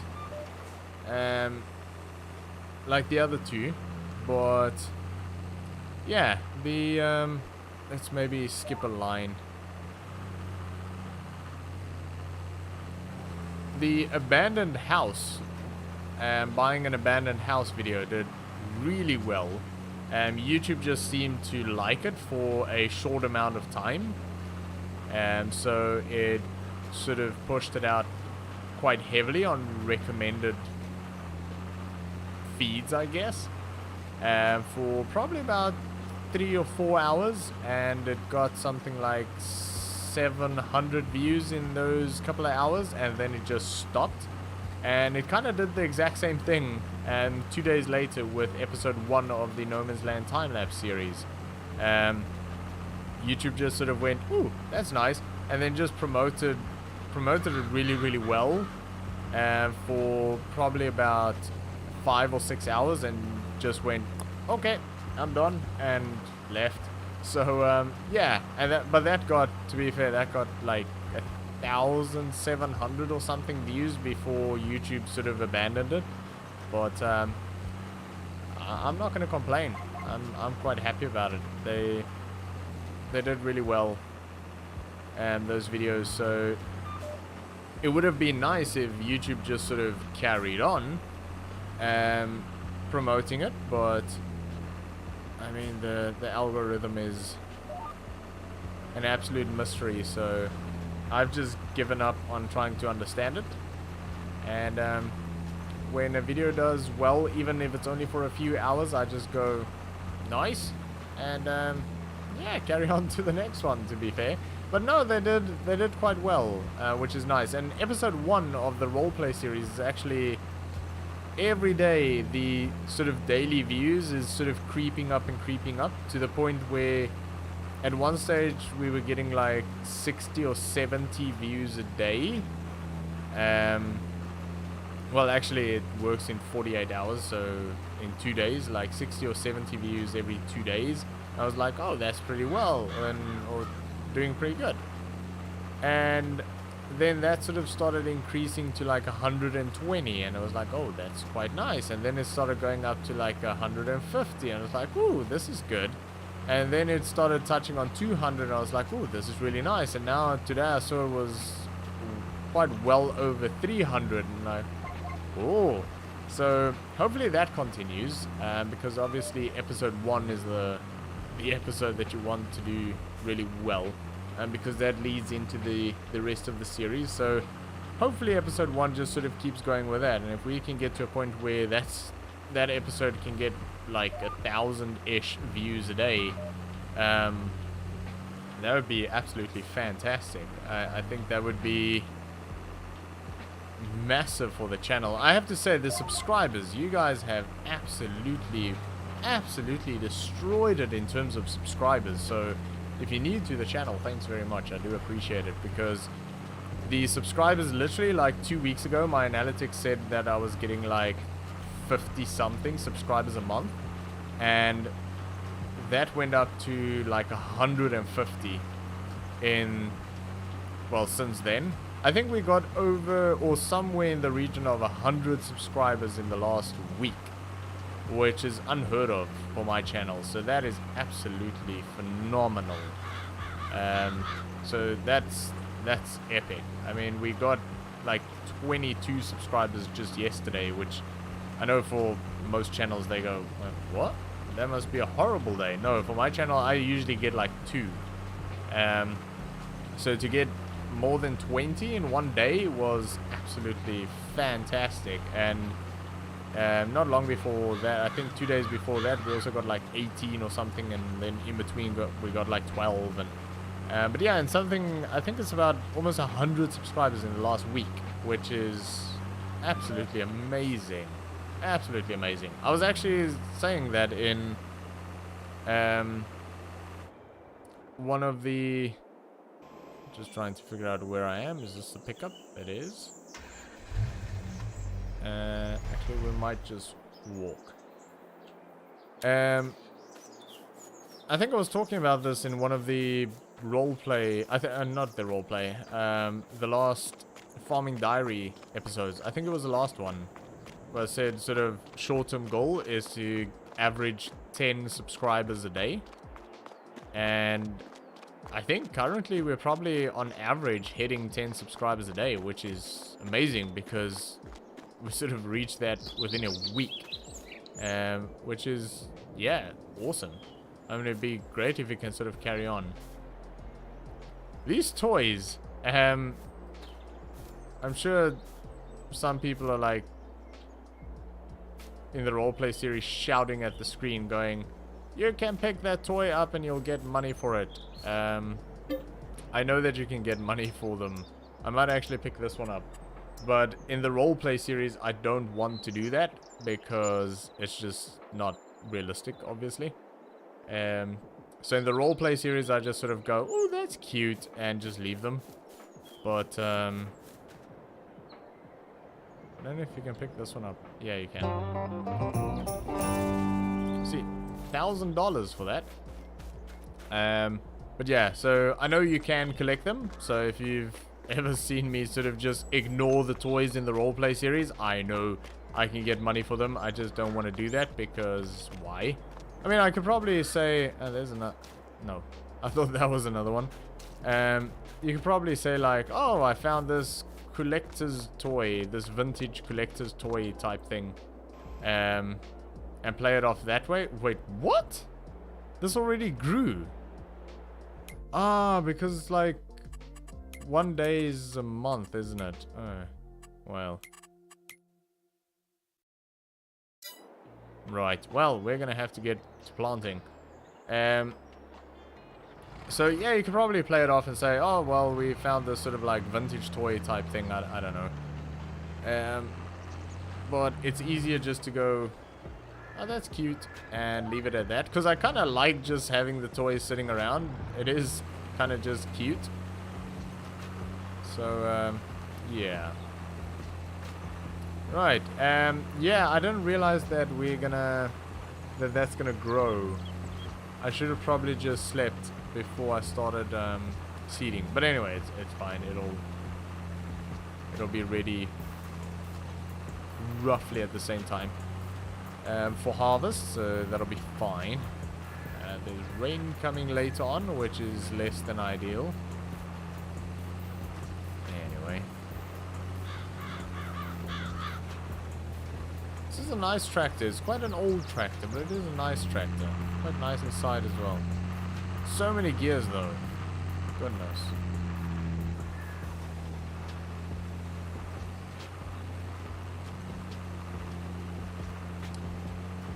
But yeah, so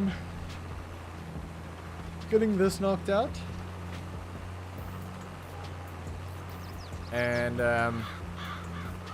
yeah, for those who are just sort of popping in or just came in recently, topics of conversation tonight was basically people annoying me at work because they don't know what hazard tape means. I really don't get that. I sort of want to... I actually said to Monique at one point, I just kind of want to ask someone, what do you think that tape means? Just for like interest sake. What in your mind does it mean? Like, there's a big strip of danger tape from that point to that point. What in your mind thinks, oh, I should just ignore it and climb underneath it and come walk around like multiple topple hazards, and it's just like, no, it's like you really shouldn't be there. And I said to her, I just want to ask one of them, what do you think that actually means? But I can't, because then I'll be sort of like, ooh.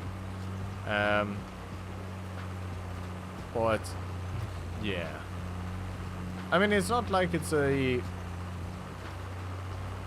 unsafe area to be, because I mean, we're working there and obviously we want to keep it as safe as possible just for us as well, but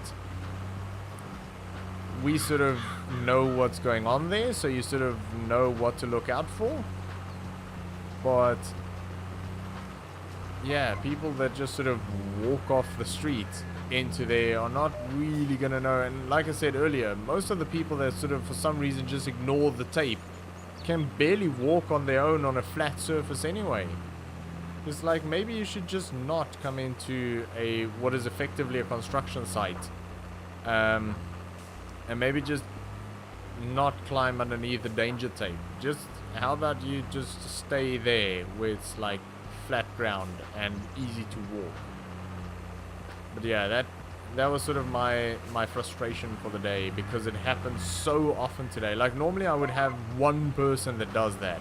Like one person during the day that would just sort of walk through that area, where today it was multiples. And they would just like blatantly, it's not even like they would walk and stop and be like, ooh, okay, well, there's some tape here, maybe I should do, and then, you know, maybe like something like, well, I think it'll be okay, and then, no, they just walk and see the tape and just go whoop straight underneath it. They don't even stop and think about it for a second. It's just like, it just frustrates me. I get that all the time in work. It's like people don't even see the signs, and it actually does get it really does get really, really annoying, because the thing is, I'm running around there with like one of these big electric, like we call them pallet trucks, but it's an electric battery operated self-drive sort of, or motorized pallet truck. And the thing is, with that thing, it is very heavy. The machine itself, you cannot lift that thing. Trust me, I've tried, because when I got that machine, it was sitting on a pallet and there was no one there to help me, and I had to get this thing off a pallet. It was literally beached on a pallet. Do you know how tough that was to get that thing? That thing weighs an absolute metric ton. It is so freaking heavy. And then I'm moving probably around 50, if not more, bags of, like, and we're talking 100 liter, 70 up to 100 liter bags of stuff like topsoil and fertilizer and compost and stuff like that. So a 70 liter up to 100 liter bag probably weighs a good 50 or 60 kilos. These are really, really heavy things, and then you have 50 or 60 of them sitting on a pallet with a machine that probably weighs 200 kilos, somewhere around there. So you're working with a lot of weight here. And the thing is with a pallet truck is, you most likely, more often than not, you're moving backwards. You're not moving forwards. Those things do not like to drive forwards. They want to be sort of pulled. They need to be operated in reverse. So I can't check behind me all the time. And if there's someone standing behind me and I'm coming at a decent speed, I mean, you obviously don't go quick, but 1 kilometer an hour with this thing is quick. It's not like you're doing running pace. You're doing like a really slow pace. But even 1 kilometer an hour on that thing, if someone is behind me and I hit them, I'm gonna trip and I'm gonna fall over. And I mean, yeah, the machine should stop if I let go of it, because it does have like an auto stop function. But you don't freaking know. I might, trip down and I don't know, something happens and that thing just keeps going. You can get really, really, really hurt with something like that. If there's people there that shouldn't be there, because the thing is, like I say, you obviously try and be 100% always as safe as you can possibly be, because I don't want to get hurt. But I sort of know my environment, I know what's around me, and I know who's around me.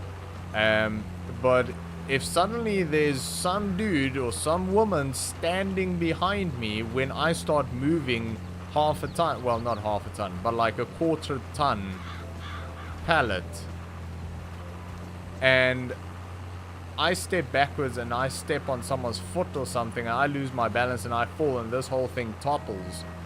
I mean, why the hell are you standing behind me? I'm not expecting a person to stand behind me. You shouldn't be there.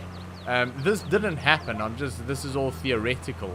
But I can sort of easily see that happening. And the thing is, if that happens, they would be the sort of, oh, I'm the victim here. No, you shouldn't have been there. And that's what sort of annoys me. If something bad did happen and someone did get hurt, they would immediately play victim. They'd be like, "Ooh, I was here and I got hurt. Why were you there?" You know, it's like, that's what sort of annoys me about the whole situation, is the very first thing they'll do is blame you and play victim. And no one will care that they weren't supposed to be there. You will be at fault. And yeah, it's just, yeah, it just annoys me. I had to get into the habit of taking photos on my phone of the signs and tape I've put up in case something does happen and someone gets hurt, because accidents do happen. Yeah, exactly. It's like, that's what I'm afraid of, because, you know, everything's there that should be there, but if they choose to ignore it and they get hurt, it's still going to be my word against theirs. So, yeah, taking photos of it is probably not a bad idea. I should probably do that as well. Yeah, for a small business, that can really hurt you badly. So, no, it's. I just find it really, really frustrating, because, like I say, you always try and be as safe as you possibly can. I mean, I say, I don't want to get hurt, and I don't want anyone else to get hurt. I mean, that's the last thing I can afford right now, is to get hurt.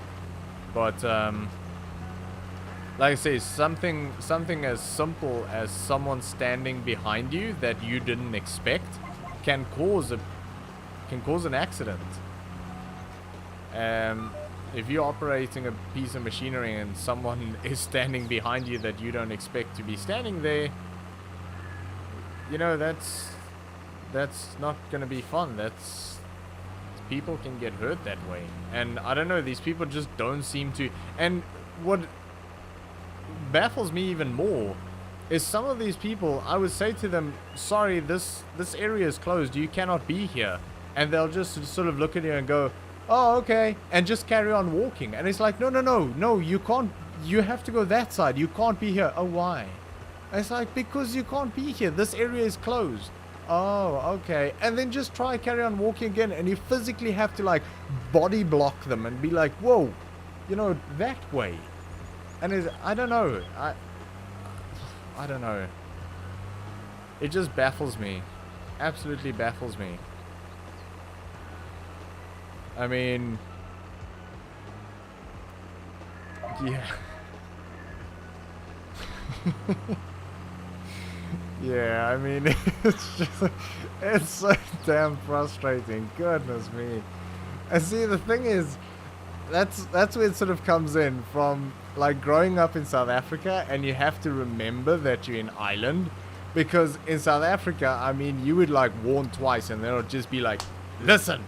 It's like you would just sort it out with like a, you know, no, I wouldn't get violent, but you feel tempted to. But no, like in a place like South Africa, you would literally just, you would sort of warn a person twice, and after that you'll get like really, really stern with them and just say, "Listen, it's time for you to just leave." Where here you can't do that, because people, yeah, they take offense to absolutely everything. Like, we had a guy in, what was like 2 days ago, we had a guy in that literally became aggressive because we didn't have a barbecue that he was looking for. He was looking for a barbecue, a gas barbecue, in a very specific price range, and we're still waiting for a lot of our stock to come in. So we only have like cheaper ones, and then sort of like your really high-end ones. And he got so upset about the fact that we didn't have the selection that he wants. And I'm like, well, I mean, we cater for more than just you. So it's like, it's amazing how, yeah, I don't know. Where, again, in South Africa, people wouldn't do that, because you'll probably be met with a fair amount of backlash, I would say. Not like physical, but, well, maybe. I don't know. Some people in South Africa can get quite physical quite quickly because there's no real repercussions. But you'll even if it wasn't, you sort of in South Africa you would think twice. I think America probably in a way is kind of the same. You would think twice before you just sort of, you know, give someone lip. Where in Ireland everyone would just like, you know, just have a go at everyone because there's nothing anyone can do about it. But then as an employee, you can't say anything to anyone because you'll lose your job so quickly. Where in South Africa, that's where it'll be sort of like the other way around, where if the same situation happened there and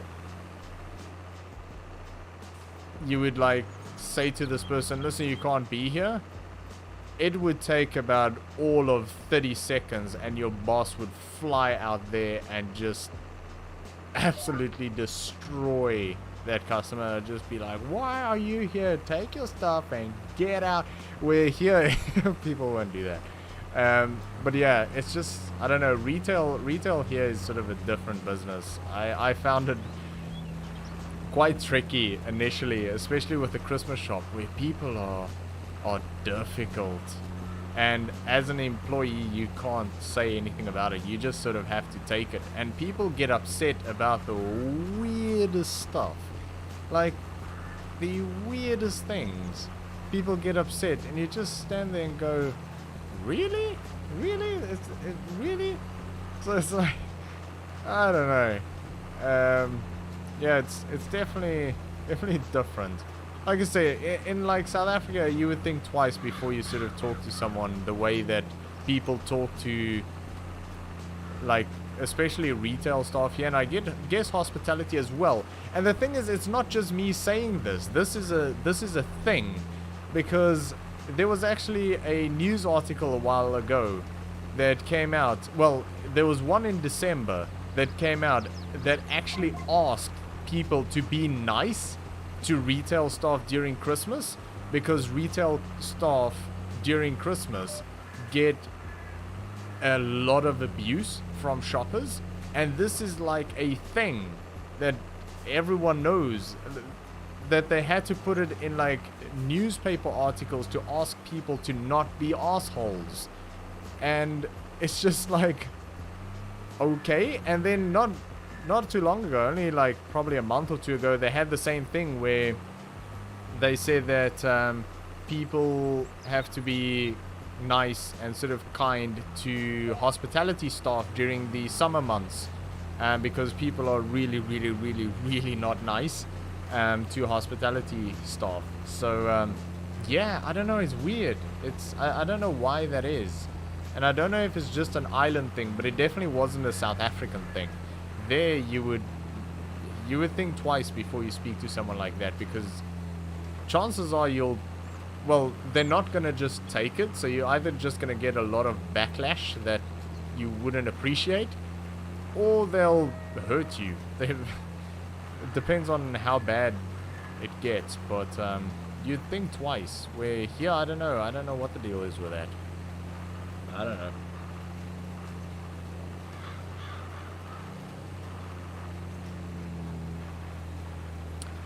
But yeah. Anyway, there's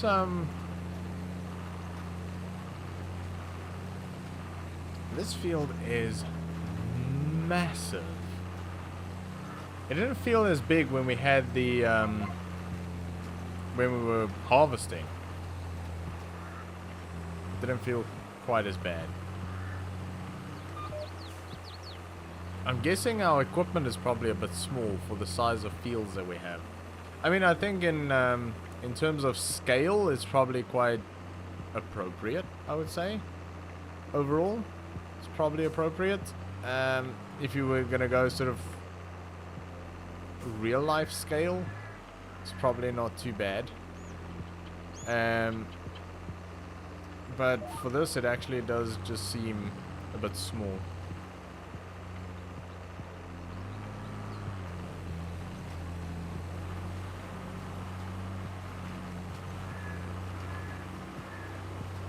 wish it was like that here.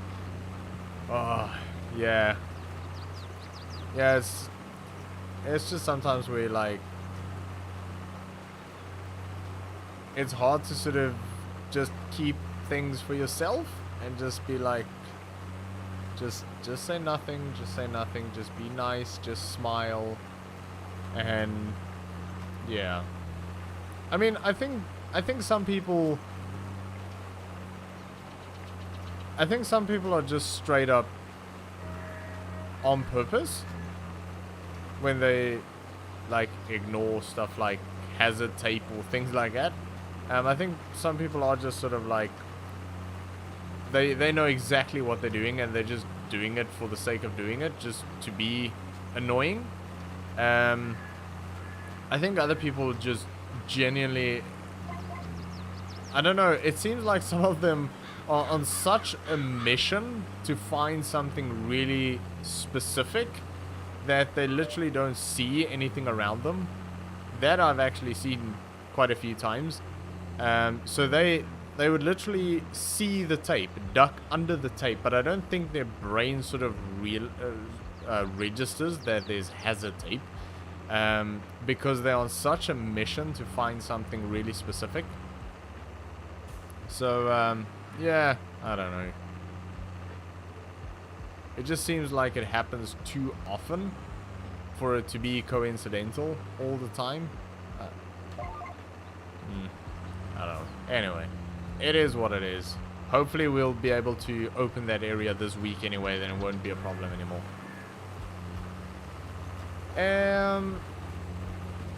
Hanuman. Hanuman? Hello. Hi. Hope you're doing well. Welcome to the stream. Let's just be honest about it. Some people are just stupid. I just want to see the world burn. That is true. That's probably what it comes down to. Yeah.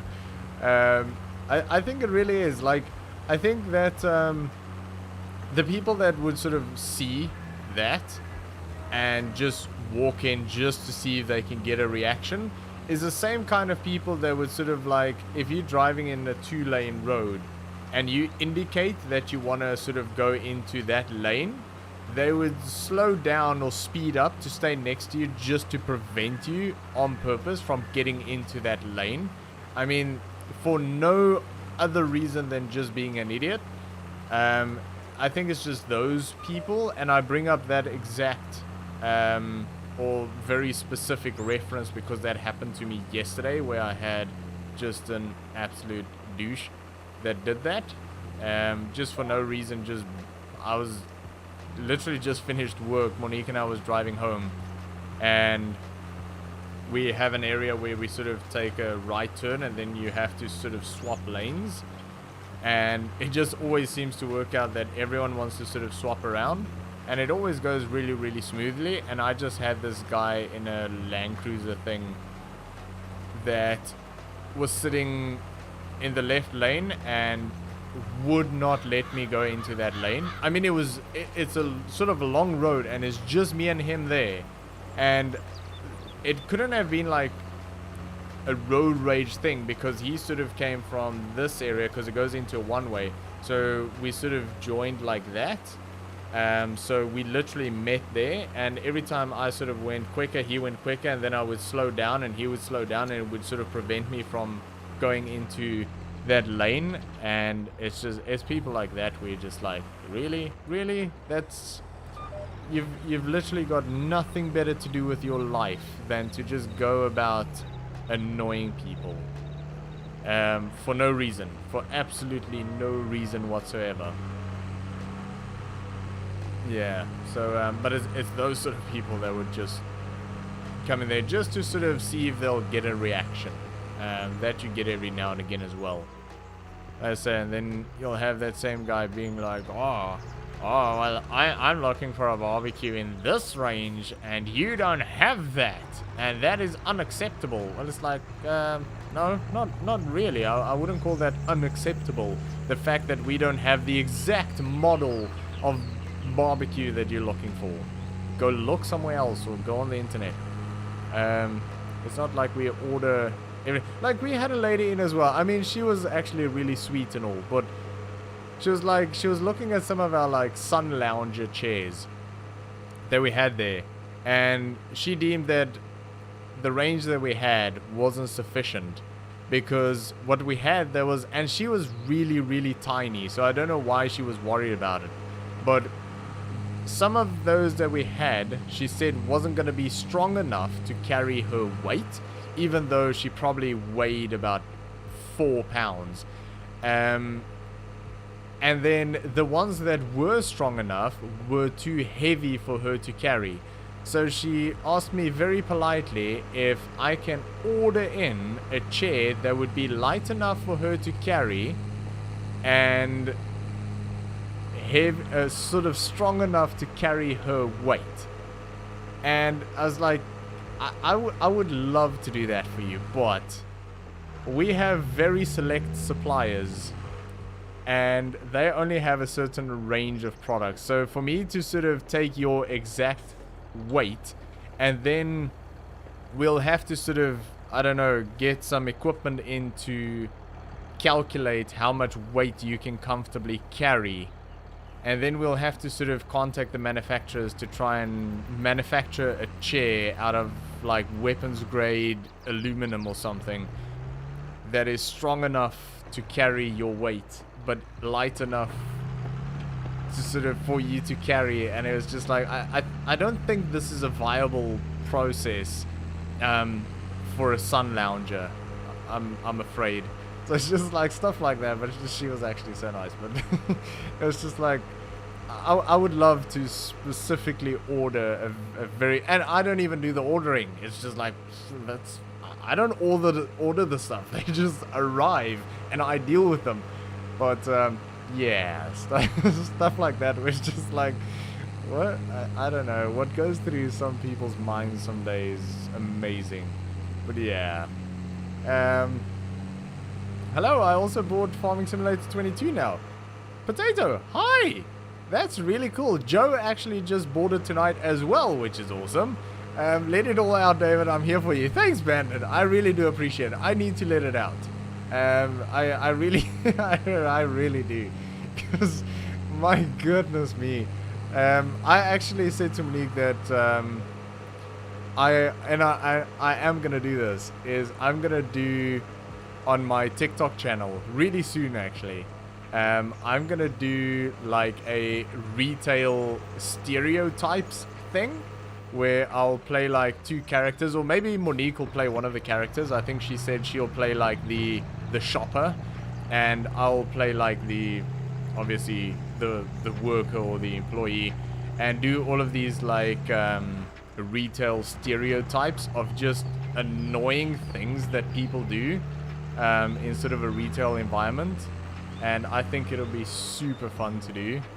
And I think it'll be really, really relatable for a lot of people, especially people that work or have worked in sort of a retail environment. I think it'll be really fun. Is that all we've done on this field? No freaking way. Well, I suppose it is a decent chunk. But yeah, I want to do all of these like stereotypes of retail, like the one that comes up so often, and again I had it yesterday with a lady, is they pick up an item and there's no price on it, and they'll be, excuse me, how much is this one? And they'll say, oh, I'll check it for you. And they say, oh, there's no price on it, so it must be free. Yeah, it's free. Yeah. Like, and again, it's one of those things where I can't ask this because it'll be inappropriate, but I would really just want to ask someone that actually does that if that's ever worked. Has anyone ever turned around and just went, yeah, you know what, you're right. You're absolutely 100% right. That is free. We're definitely not in the business of making money here. All of the stock you see here, we actually get in for free. There's no cost involved in actually getting it onto the shelf here. So, by all means, you can have that item for free.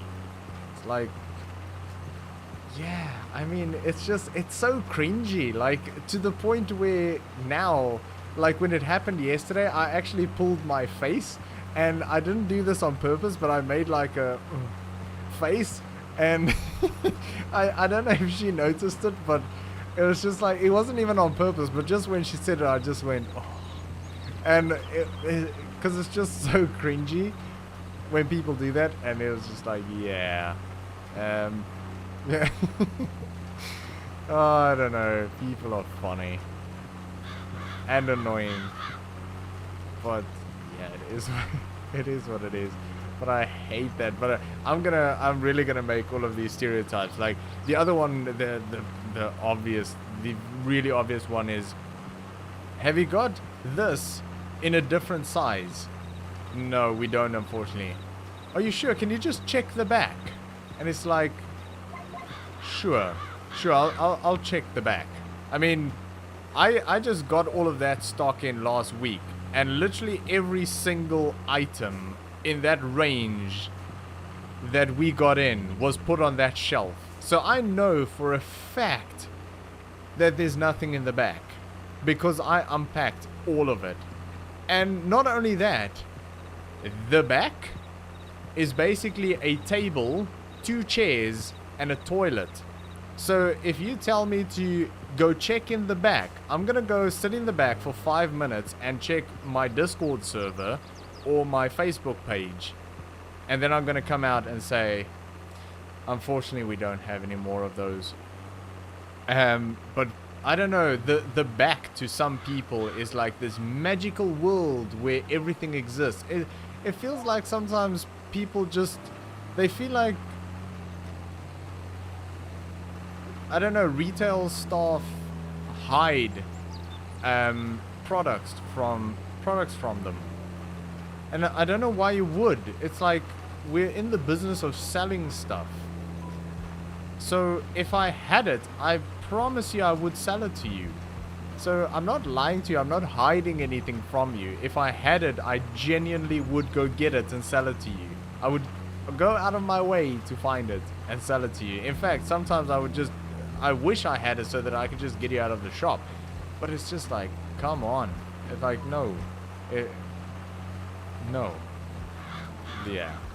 Anyway, so yeah, that's that was a fun one. I just needed to get some of this off of my chest. Like, oh. But yeah. And I don't think it's just me. I think a lot of people get frustrated with this. And that's why I was very much sort of like, whoa. I wanted to go into something that's more sort of behind the scenes, if that makes sense, because I've done a bit of retail work before, and it was okay, but it's sort of like I don't know, it's okay. And then obviously we were in hospitality in South Africa, which is very much the same sort of experience, where we had people complaining because the toaster takes too long to toast. And this is genuine. At the lodge we had a guy that was complaining because the toaster was taking too long to toast the toast. And it's like, what exactly do you want me to do about that? Contact the manufacturer and tell them to speed up their toasting process? I don't know what you want me to do here. I mean, by the time you walked over to me to tell me that the toaster is taking too long to toast your toast has been toasted and you can go sit down and eat your frickin' toast. So it's just like, what do you want from me? It's hospitality. I mean, retail is one thing. Hospitality is a whole different ball game. Like, we had a lady coming into the reception one. She was fuming, like absolutely fuming, because there was no hot water in the room, and we have these mixer taps that sort of goes left or right or in the middle, and you pull it up. And she came in and she was livid because there was no hot water, and I just sort of went, no, there has to be hot water because the whole thing works on like a gas system, and the burner is working fine and there's gas and everything's fine. There has to be hot water. And she was adamant there was no hot water. And I said to her, right, what exactly are you, what's the problem? And she said, well, I got into the shower and I took the little thing and I put it all the way to the left and there was no hot water. I just went, right. Did you try and put it all the way to the right and check if there's hot water then? And she just went, no, why would I do that? I said, well, because the hot water might be on the right side and not on the left side. And she went, well, in America, everything, I think it was America, everything is hot to the left. And I said, well, this is Africa. Everything will be different in every single room, in every single hotel, or every single building that you'll ever go into. There is no standard system for that in Africa. I mean, we can barely keep the place running as it is. There's literally 3-bedroom potholes available in Africa. I think the last thing that anyone's worried about is a standardized to the left for hot water. So maybe just put it to the right and there should be hot water. And that was sort of the end of the conversation. It was just like, really? Yeah, so stuff like that was just next level. I mean, it's like, oh, I get that too. Oh, you're a plumber. People ask, would I have one of those taps in the van? Maybe 300 euro tap, about 200 different styles. Exactly. It's like, what? Like, oh, do you not have one of these sitting around? It's like, why would I have one of those sitting around? It's like, no. Oh no, I don't know. It's oh, I can imagine you get some really good ones as a plumber. Oh my goodness. I can imagine that is brilliant. No, it's and that's another thing as well that we get in the shop quite often now, is people will come in and they'll be like, oh, have you got some of those other things? They used to be here. And they'll point at sort of an area on the floor. And I'll just go like, well, firstly, I've only been in the shop for 4 weeks. And secondly, the shop hasn't been open since like 2019. So whatever you are referring to that was sitting right there on the floor was probably moved 3 years ago. So no, I don't know what you're referring to, but if you can show me a picture, that would be freaking great. And it's just like, no description whatsoever. They would just say, I'm looking for this thing. It used to be over there. Which is, what? What do you mean it used to be over there? Even if it was there last week, I wouldn't know what you're talking about.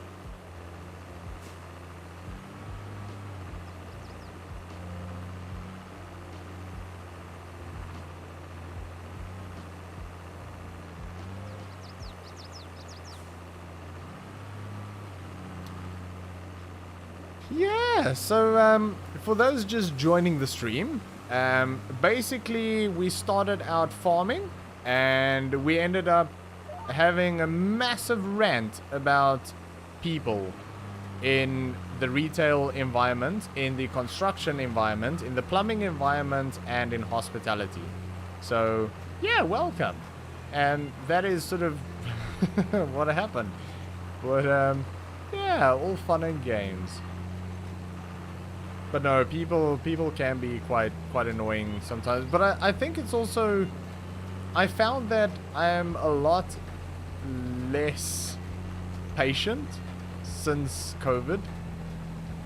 That was too funny. Yeah, no, I can get worked up. Oh my goodness. But yeah, I mean, I just sort of noticed that I'm less patient with people since sort of COVID happened. I think it's just because I'm not really used to people anymore. And I think that's probably for a lot of people. Like, I just don't kind of like being around people anymore that much. So, like, unless I know them, it's fine. But I don't know, I don't like going to the shops anymore. Like, I don't know, there's a lot of things just sort of people related. I don't like crowded spaces, and yeah, I don't know, I think I used to be like really good in a sort of retail or hospitality area, because I'm quite a chatty person, and I don't know, it just seems like a lot of that is not really there anymore. Because yeah, I used to be like, well, I suppose I still am, like quite a chatty person, especially when I get comfortable. Like, it wouldn't take me very long to get comfortable though. Like, I could meet someone, and that was the thing at like the lodge, where we had the bonfire area outside. I would literally walk out, and there would be people from, let's say, America, because normally it was America, sitting around the bonfire and having a couple of beers and things, and I would just walk up and be like, oh, hello, and I would like grab a beer and just start chatting away, and within like 5 minutes it would be like we've been best friends forever. And I have to say, I don't know why it is, but for some reason, especially with Americans, we always clicked really, really, really well. Like, I still have, well, I'm still like in contact, well, Monique and I both still in contact with people that we literally met like that. They were like at a fire, and it was just like they were staying over at the lodge, and I would just grab a beer and be like, hello, and we'd just chat away and became like really good friends. And yeah, I mean, I don't know, for some reason, I don't know, I just gel really well with Americans especially, and I don't know why. I don't know why Americans, but yeah, I don't know. It just always happened to be sort of, yeah, Americans. We just gel really, really well. I think it's sort of like, I don't know, sort of, Americans are quite, what would you say, sort of, open? Is open the right word? In terms of like welcoming, sort of like welcoming, like if like people from other countries, I don't specifically know which, but let's say sort of more European countries, if they were sitting around a fire having some beers and someone else walked into that conversation, it can very, very easily become quite awkward, and everyone would just sort of go quiet and be like, well, okay, I'm off to bed now. Not always. In fact, I think the English actually weren't like that. I think the English were quite welcoming as well. But I seem to recall definitely Americans were very, very welcoming. Like, you would just walk past, and you would get sort of invited for a beer, and you'll have a chat, and half an hour later you'll be going on the entire holiday trip with them, which is like, yeah, that's just sort of what I found from most Americans, which was quite fun actually. And then yeah, I think the English, they would be very happy to sort of have a chat, but when they're done, they're done. It's like, okay, well, that was fun having a chat to you, and off they go. And you know, or normally the cricket, the sort of conversation boils down to like cricket or rugby, and because South Africa tend to be quite good at both, the conversation usually doesn't go much further than that, and then everyone goes off to bed, and yeah, that's the end of that. But Americans can be very welcoming. Yeah, definitely. I think probably out of, I mean, we had so many nationalities come through the lodge, but I think from people that I met through the lodge, that we actually became like really good friends, I would say 90% Americans. So yeah, That was fun. I sort of enjoyed that aspect of the lodge, but we never really had that again since COVID. Because yeah, that's basically when, like, even when we reopened after the lockdown and all, I would never do that anymore. I wouldn't just walk up and go, hello, how you doing, and grab a beer and sort of have a chat for 5 minutes. I couldn't do that anymore, and that's sort of where I was going with the whole thing. I don't know. I think I've probably developed a bit of a... I was saying this to Monique the other day as well. I think I developed a bit of a social anxiety since COVID, because I just don't like certain, like, unnecessary interactions is basically what it comes down to. And this is exactly what I said to Monique, is I try and avoid any sort of unnecessary interactions, which I never would have done. And it's down to like simple things, like the other day we had one of these tickets that we filled up at McDonald's, so you can get a free coffee, and Monique went and she was like, oh, I'm gonna go get a coffee and then I'll get the free one as well, so we can each get a coffee. And I was like, yeah, cool. And literally as she walked out, I thought to myself, I wouldn't get that free coffee if I went over. I wouldn't use that tag. I wouldn't get the free coffee. I would just go to the machine, order 2 coffees, pay for it, take my coffee and leave. Because if I had to get that free coffee, it would sort of necessitate an unnecessary, what I deemed an unnecessary social interaction to get that free coffee, and I would rather just pay the €2 for the coffee than have that interaction. And I mean, it's not like it's a huge interaction. It's literally, here's my ticket, can I get my coffee? Sure. That's it. And I, for some reason, in that moment thought I would have actually paid €2 for a coffee that I could have got for free, because I didn't want the unnecessary interaction, which is strange. I mean, I know that is weird. I know this. But I think it's all sort of, yeah, a bit of a, let's say, a social anxiety type thing, which is weird, yeah.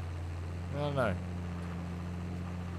But, I mean, it's not, like, bad. I mean, I would avoid some social interactions if I can, but it's not like I wouldn't go into the shops. It's not like that sort of a thing. I would just, yeah, like I say, I'll probably just avoid a situation if it's avoidable. But if I have to go do something, I'll just go do it. And it wouldn't be a problem. But if there's a chance of me not having to do it, I probably won't. Which normally I would, if that makes any sense. But yeah. Awkward can be funny too. Yeah, I guess so. Unless everyone just sort of goes quiet and just sort of looks around at each other, and then 2 people start sort of like having their own little conversation, you know, sort of whispering, and then it's just like, you just feel like, okay, I definitely just walked into a situation here where I'm definitely not welcome, and then it'll just be like, well, anyway, have a good night, and we'll see you tomorrow. Okay, cool.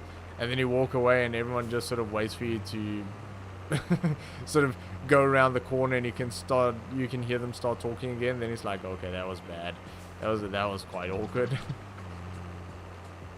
Maybe just hang on.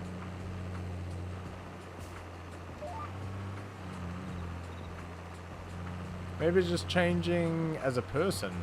You see things differently now, as in what's more important and non-important. Yeah, I guess so. And that happened to me too. Now I just do my work, have my family and close friends, and try to get as much me time as possible. Yeah, I think so. I think a lot of it is also, I think you're sort of right there. Definitely in a sense. Is, even Monique said this the other day, is especially since our move, I look at a lot of things very differently compared to what I used to. How I used to sort of look at things, I look at it differently now. A lot of things I look at differently. And just have a sort of a different approach to things. And yeah, maybe you could. I mean, obviously the first thing you think about is, oh, that could be some sort of a social anxiety to not sort of to avoid that interaction with another person for the sake of a free coffee. But you could also look at it and go, maybe it's just €2 is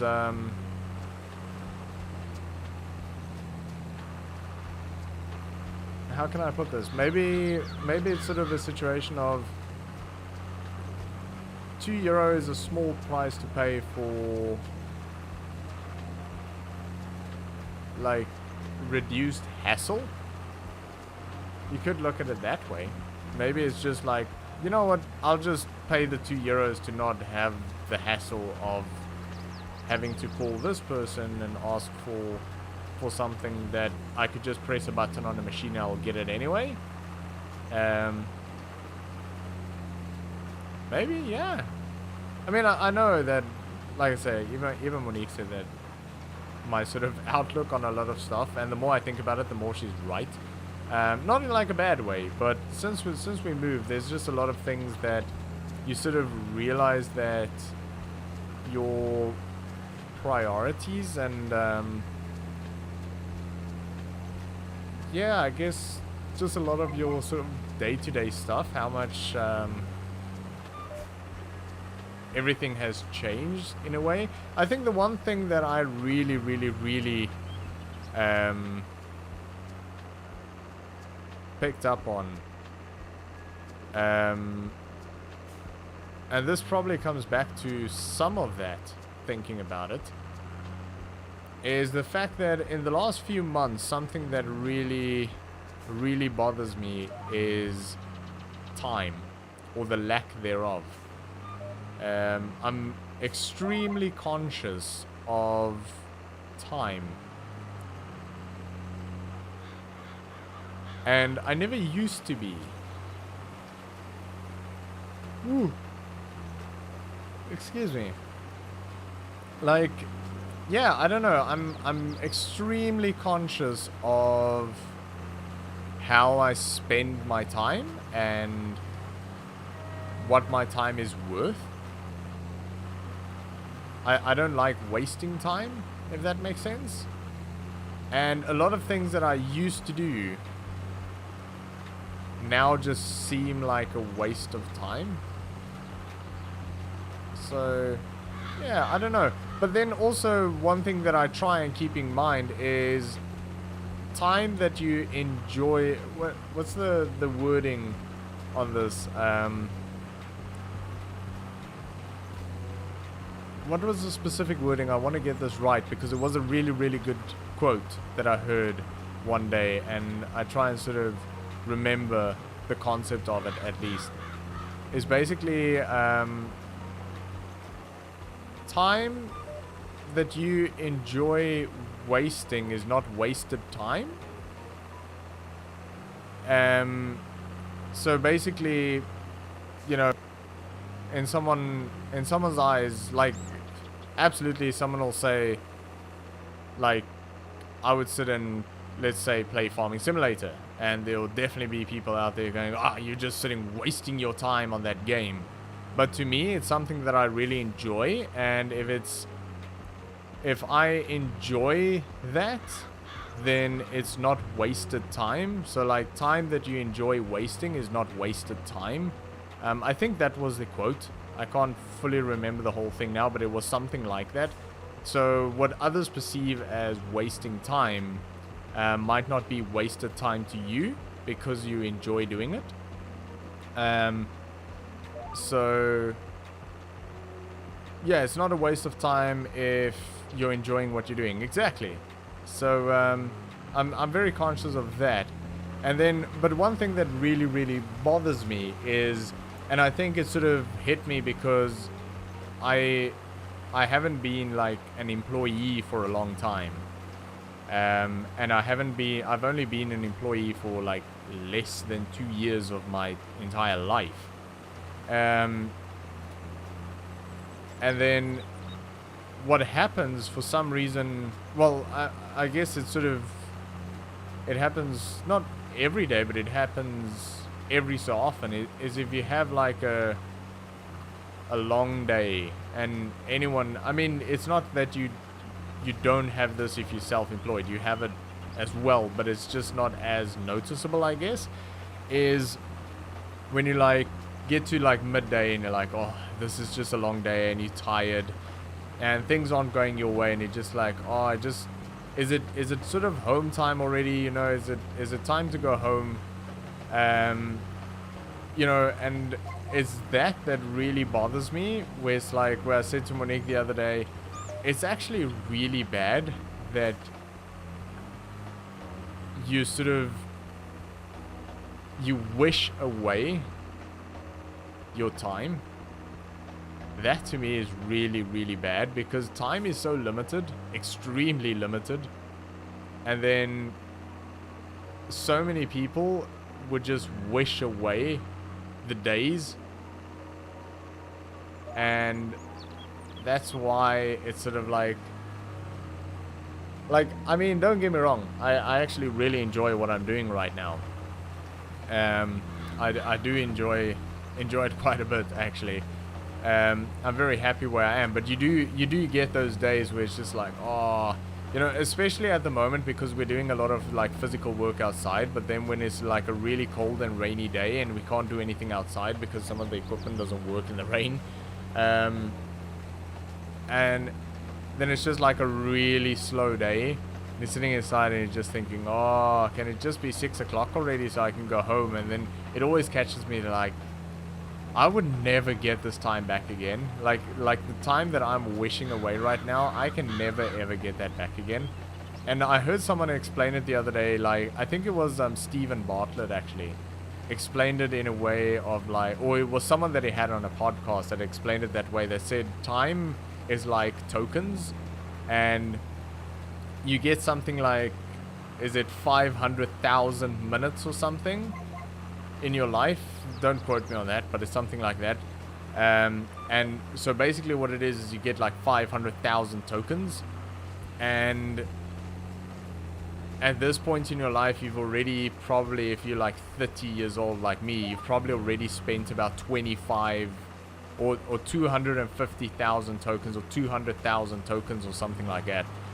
And you think about, oh my goodness, you know, if you've got, or was it hours? Did he have it in hours where it's like, yeah, something like that. But he put it into like the time that you've got available. He put it into tokens, and he said this is your sort of total tokens that you've got, and this, at this age, this is how many tokens you've already used on average. And it was just like, oh my goodness. And then like every minute that goes past, you throw away another token, and you can't get that token back. It's just, when that token is gone, it's gone. And I think it was that specific podcast that just put it into perspective for me. And at that point, I was just so conscious of time and how I spend it. So yeah, that was quite a big one for me, and it's something that I just sort of try and be extremely mindful of. And that's why at the moment, like I was saying, that what happened earlier on today, where one of our friends came in and she was like, oh, we should go out for a drink sometime, and I just went, I would like to, but I don't know when I'm gonna get the time for it. And I came home and I said to Monique as well, I feel so bad for not spending time, because it was time with friends as much, because I'm so focused right now on my YouTube as well. But it's just because I want to have something else there, and unfortunately it sort of, you know, my end goal is to do YouTube full time someday. I don't know when that'll be, but someday I want to do, and I will do YouTube full time because that is what I want to do. And the thing is, every time someone says, oh, we should go out for a beer tonight, I say yes, and I don't do a recording, or I don't do the live stream that I was planning on doing, or I don't do the thumbnails, or I don't do the editing. When is it ever gonna get there? You know, so it's really, really, really, really difficult to make those sacrifices and just sort of go, thanks, but I just can't do that tonight because I've got work to do. It's really difficult to do that, but it's so important to do it as well. Because if I don't do that, I'll just forever be working a 9 to 5 or whatever it might be. But I'll never end up in a position where I can do what I truly want to do and really enjoy doing, because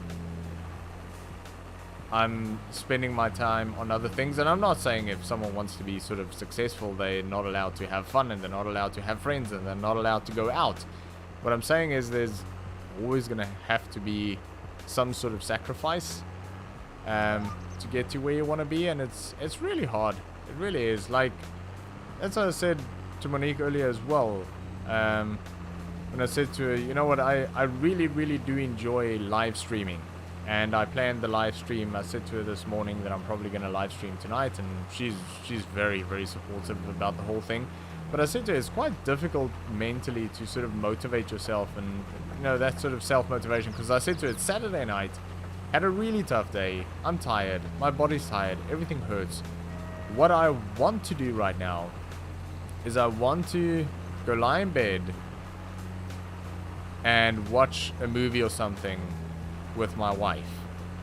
But that's not what I'm going to do. That's not... I'm gonna go upstairs and I'm gonna put my PC on and I'm gonna do a live stream.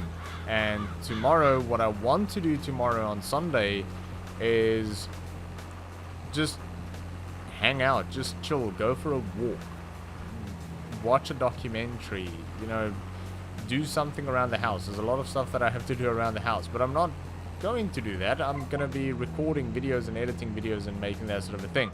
But crucially, if I do that now, at some point, eventually, somewhere, hopefully, I'm sure it will, but at some point it will give me more freedom, and I will end up doing what I really, really want to do and enjoy doing. But I have to put in the hard work now as well. I can't just put the hard work in when it gets to that point, because it'll never get to that point if I don't do the hard work now. So it's just sort of like you have to sort of do what you have to do. And don't get me wrong, it's not like I don't want to be here right now. I want to be here. It probably wouldn't make much of a difference if I wasn't. The live streams really don't do anything for my channel, to be fair. I just do it because I like hanging out with you guys, and I like playing games, and I might as well be live and hang out with you guys rather than sort of sitting by myself playing games. So it's not like I don't want to be here, but it's just yeah, I mean, it's probably not my first choice, it's my second choice, but I also feel that it is important to be here because I also want to get to know all of you guys, and I want you guys to get to know me, and it just all sort of, yeah, it's nice. But yeah, it's just stuff like that where you sort of get home after work and it's like, oh, I really just want to go chill and watch a documentary or whatever, and it's like, but I'm gonna go do a recording, or I'm gonna edit a video, and it's really, really, really, really tough to do that, especially consistently. It's easy enough to do it once. It's really, really, really difficult to do it almost every single day, which I'm having to do at this point. But no, it's good. It's good though. It's just, for me, it's sort of like time investing now. Yeah, sort of time invested now to sort of yeah, I guess sort of get to where I want to be later. And I mean, I think if I do YouTube and stuff full time, I'll probably put even more time and effort into it than what I'm doing now. But I will have a bit more freedom in how I can spend my time, which is sort of the ultimate goal here, is to do what I love doing, which is making content. I really, really, really, really like making content. I never really realized, even when I started doing YouTube, I never really realized how much I enjoyed it. And at first, I don't think I really did. I just sort of wanted to try it out. And it was sort of like, it was okay, but I wasn't like full on into it. But the more I do it, the more I enjoy it. And it eventually became like a full on passion. Like, I absolutely freaking love it. But yeah, I mean, it's just sort of,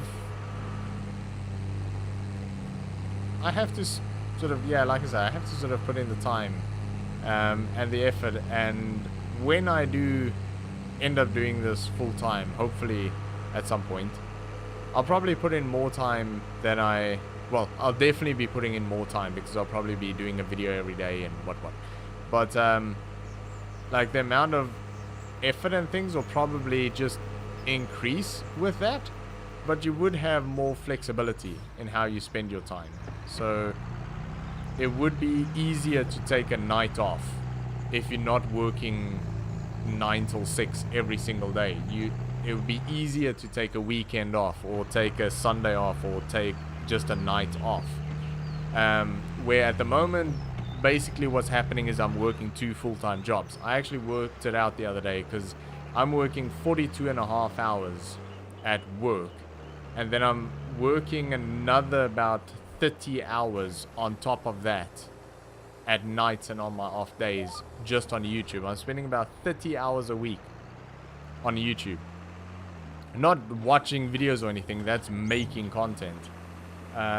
So on top of a 42.5 hour job, spending another about 30 hours making content. So that's a lot of work. And very little free time. Right, I'm way behind on the chat.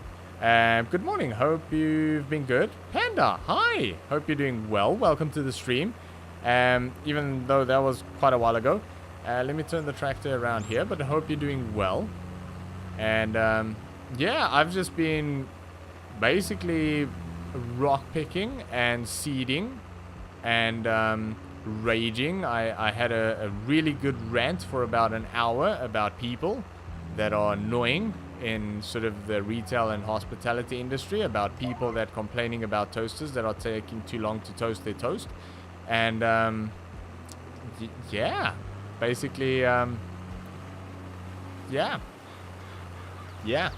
that's yeah, we're not going to get back into that one because we'll be here till tomorrow morning. But what else did I miss? Your mindset has changed. Yeah, I would say so. You move country, maybe you don't have people to rely on like you did in Africa. So in your mind, you know, you need to get things done. You can't. Yeah, I think there's probably a lot of it. I think you actually sort of hit the nail on the head there. Is the fact that it's simply Monique and I. And I think that's why I'm super committed on sort of like the YouTube front as well at the moment. Even though it is really difficult, because I'm so scared that something happens to me, and at this point I'm leaving nothing behind. Where if I can get the YouTube to do really well, and put us in like a fairly strong financial position, at least then through sort of hopefully good investing and things like that, I can get into sort of a financial position where I know if something happens to me right now, Monique will be fine. Where at the moment that isn't the case, not by a long shot. And I think that's where it comes down to a lot, because we've said exactly that, is at the moment it's just the two of us. There's no one else. It's me and her, and there's no one else to fall back on. There's no one else to help. There's no one else to rely on. It's just the two of us, and that is quite a scary thing. So yeah, I think that does sort of change your mindset as well, where it's like, okay, you have to do this and you have to do this quick, just sort of in case. So yeah, I think that's quite. I think you sort of hit the nail on the head there.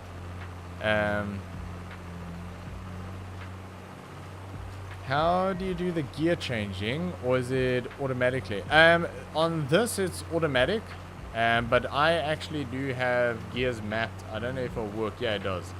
I have gears mapped on my triangle and circle for gear up and gear down, and then you have the gear grouping, which I have on square and X, which is basically for me to jump from here into straight into reverse gear, but they don't work right now because I have the gearbox in automatic. And then I have my little red dial on my wheel as well, which sort of turns left and right, which I use to switch between modes, which is like your high range and low range and that sort of a thing. So that's how I have mine set up. But I did use manual gearing with a clutch and all for the first while of playing Farming Simulator 22, but after not too long it just becomes sort of an annoyance rather than anything else. So I just switched it over to automatic and pretty much left it there. It's really just a hassle. That's not worth dealing with. There's no real benefit, I think, of running a manual gearbox. So yeah, it is difficult, but you have to put yourself first and what you want sometimes. It's a catch-22. You're damned if you do and you're damned. It really is. It really is. I think for so long I've put other people first, and that's why I sort of now I'm quite firm on, like, no, my YouTube at this point is my priority, and that's what I'm gonna do. Well, I mean, Monique is my first priority, and I said to her numerous times as well, I said to her, I'm gonna be very, very, very sort of YouTube focused for the foreseeable future. I said to her, if it gets too much, you need to tell me, because I'm not gonna notice, because I just won't. So I said to her, if I'm like, oh, I'm gonna record tonight, or I'm gonna live stream tonight, or I'm gonna edit tonight, and she feels like, hang on a minute, we haven't seen each other much. I mean, it's easier because we're working together at the moment, so it's not really a big problem, but I mean, it's also in a work environment, you don't like spend personal time. But I said to her, if you turn around and you say no, tonight we're just sort of gonna hang out and have a chat and, you know, watch something or play a board game or whatever, that's absolutely fine. There'll be zero resistance on that, because I just won't pick up on that. I'll just carry on until someone tells me to stop. So I said to you have to tell me to stop at some point. But yeah, I'm just super committed on the YouTube front at the moment. So like I said, I used to, I think also because what we had in South Africa was a family business. You sort of put others before yourself, because I am a bit of a people pleaser, and I know this, so I would always try and I would sort of make myself uncomfortable to make others more comfortable, if that makes any sense. So yeah, it's sort of like, and I don't do that anymore. Now it's just like, you know what, I've had enough of sort of like just pleasing other people all the time. At some point I need to sort of start looking after myself as well. So yeah, I guess that sort of stopped in a sense, which is good. I think it's good for me at least, but it is something to get used to as well.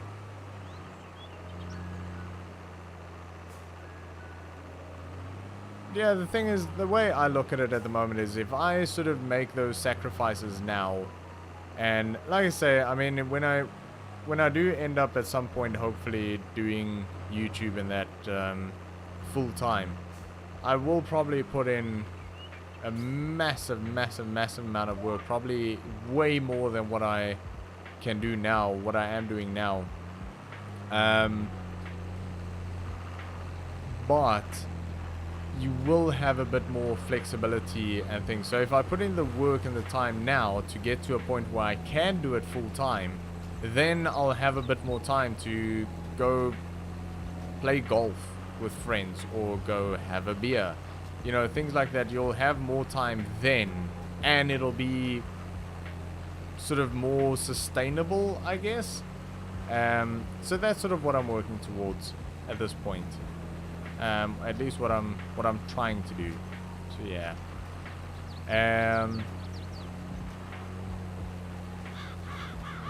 Ironically, I'm thinking of starting off playing FS22 right now past midnight. Or if you get going, you're never gonna stop. It's it's very addictive. Farming Simulator, I found it can be an absolute time thief. Absolutely. Because it's always just like, no, I'm just gonna finish this one job, and before you know it, 3 hours is gone. I've learned in the past, or in the last couple of years, that this is my life and not someone else's, and I will do whatever makes me happy and I enjoy, and what's best for my life, my family. Yeah, exactly. That's exactly the way you have to look at it, because I said this ironically to Monique last night, where I said to her, I seem to forget sometimes, and I think a lot of people do, that, oh, it's raining. People don't forget that it's raining. That came out wrong. That's not what I was trying to say. I think that people seem to forget sometimes, and I know I forget sometimes, that this is your one life. You only get this one. There's not another one. It's not like you're gonna go back and do this again and you can do it differently then. It's like, no, this is the one, and when this is gone, it's gone. There's not another one for you there. It's not like you're gonna sort of get to the end, hit the little reset button, and then get going again. That's not how it works. You've only got this one, and you have to make the most of this one, because you'll blink and it's gone, and that's quite a scary thing for me, and I forget that sometimes, I think. I mean, I know it sounds really basic, like, yeah, obviously you've only got one, but if you really think about it, no, this is all you've got. And what are you doing with it right now? With this one that you've got. So, yeah, that's quite an interesting... Yeah, well, yeah, I don't know. Sort of an interesting way for me to look at it or think about it. If you think about it out of a very sort of realistic, blunt way. But that's the way you should look at it. And yeah, I agree completely with that. I've thought about starting YouTube, but I'm not exactly sure what my plan would be. I have idea, for example, a normal gameplay with some roleplay realistic point of view. What does it look like? Wait, what's different? Why is the color different? Is it because of the rain?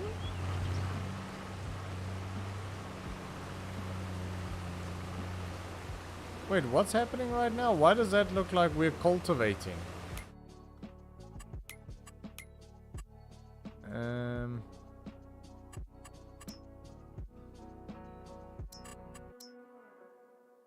No, it is seeding. Is it just because of the rain? It's a bug in FS22. Ah, interesting.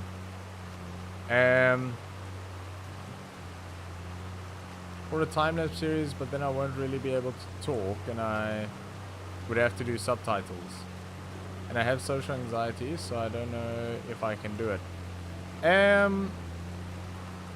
I would say do it without a camera. Much easier without a camera. And also YouTube is quite a difficult thing to get right with a camera. Not because of like what you do or what you look like or whatever. It's just like YouTube tends to pixelate cameras very, very, very easily. So it can take a massive amount of time to get the camera right in in Let's Plays especially. Oh,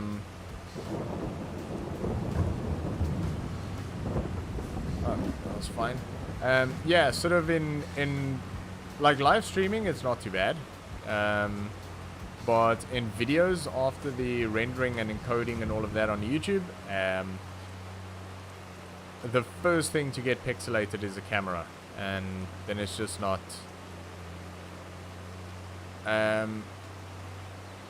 Yeah, it just doesn't work really well, I guess. It's more of the talking I'm not good at. Oh, I just realized I didn't have the GPS on there. Nice. I would say the best advice I can give here is give it a go. Record some videos and see if you like it, see how they end up. I mean, my very first videos when I made them, I remember after making my very first video and uploading it, a Wreckfest video, I came out and I was stoked. I was like, that video was so freaking good. I'm gonna get millions of views on that thing. And like, not even a month later, I watched that same video and I just went, oh my goodness, that is so bad. And even now, I mean, that's partially why I deleted a lot of those videos, because they were so bad that I couldn't bear actually just have them live. Even now, if you go to like the videos that are still on my channel, if you sort of sort by oldest and you go to those videos, you'll see how bad they are.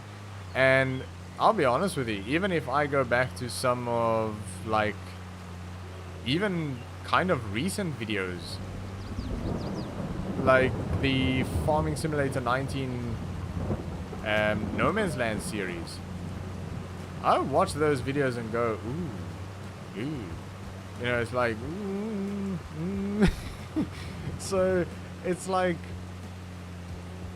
I would say, like I said, the best advice I can really give is just try. Give it a go and see how it goes. Your first videos are always going to be really, really, really bad. And doesn't matter how good you think it is, it's probably really bad. Because, like I say, my Farming Simulator 19 stuff, I thought, ooh, these videos are really, really good. And now you watch them back and you're thinking, I'm not really sure about that. And then I think, oh, the videos that I'm doing now is really good. But I guarantee you, in not even months, we're talking weeks here, I'll look back at these videos and just go, ooh, I don't know, this isn't very good. Because you'll just always keep improving and keep improving and keep improving, and that's the important bit. So, as long as you'll just get more and more and more comfortable, and you'll sort of find your rhythm. And it took me much longer than what it probably takes most people to get comfortable. In fact, I've been doing this for almost like, I don't know, 4 years or something. I need to work it out. I think it's like 4 years. And I'm still not 100% comfortable. I mean, it's not like I'm stressed. I don't stress out about live streaming or stress out about recording or anything like that. But, I mean, I feel like I'm always just continually learning and picking up things like that I do, I guess, and that I try and fix and remedy and improve on and all of that sort of thing. Like, just even things that you say and how you say it and when you say it. And yeah, I don't know, like, yeah, I don't know. It's hard to explain. It's sort of there's so much that you'll sort of learn from yourself or of yourself, um, with doing YouTube stuff, any sort of content really. I would think, but it's fun though. Well, it's fun for me. I don't know if it'll necessarily be fun for everyone. Probably not. But the only way you'll know is if you try. So yeah, that'll be my advice: is give it a go. See if you like it.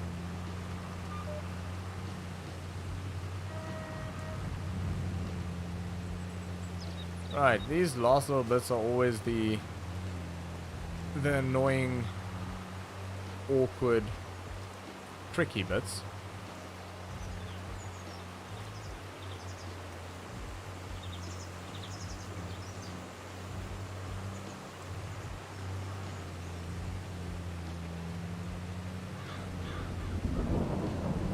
And the trees aren't exactly helping. And neither is the rain. I don't know how it's allowing me to actually still be seeding in this heavy rain, but seems to be happy enough, so I'm good with that. Oh, we've got some tomatoes. Ooh.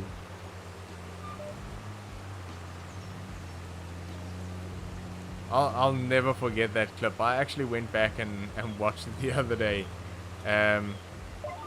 I don't know how many of you follow Jacksepticeye now. I don't really follow him, but I used to watch some of his stuff, like his funniest videos and whatever he did. What was it? Funniest home videos or whatever with Jacksepticeye. And he did this one where it was sort of the butter thing. Hang on. Ah, look at that. There's some beautiful tomatoes. Fantastic. I wonder how much that's worth. We'll take it in a minute and see. But he did the little butter thing that sort of cuts the butter. And it was so good. It was nice flat tomatoes. Yeah, I was about to say nice 2D tomatoes there. But anyway. But yeah, this butter thing that he did, it was so freaking good, where they like try and put the butter on, but it's like all hard, and they like break the toast and nearly break the plate, and he just edited in this building exploding, and it was so freaking good. And we did that, and everyone that keeps saying I love butter and it's so convenient and all of this, and it was just like, oh yeah, for the small price of a heart attack, you can have this. And then this old lady, where she was like, she clicked this thing, and the butter sort of dropped on these muffins, and but she pulled this funny face. These infomercials, their acting is horrible. And he just went, ooh, I can't wait to butter my muffins. And I don't know why that just stuck with me, but ever since, I mean, I watched that video years ago, and that just freaking stuck with me. Ooh, I can't wait to butter my muffins. So every time when he makes like muffins or something, I would say that to her, and she'll just give me that look of like, really? Really? So yeah, I need to watch some of his stuff again. I do like Jacksepticeye. He's good fun.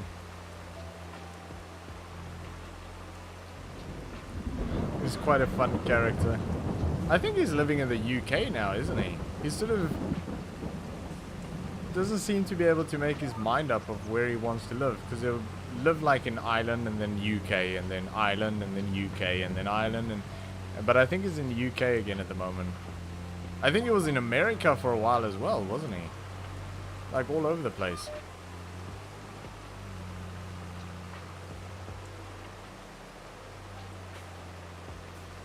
And then you have guys like Tiamat Marduk. Anyone watch him? Probably the most interesting name on YouTube. Tiamat Marduk. That does the Formula 1 stuff.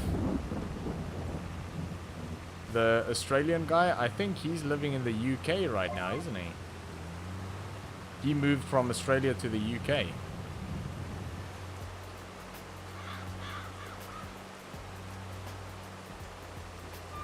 I don't know if I would do that.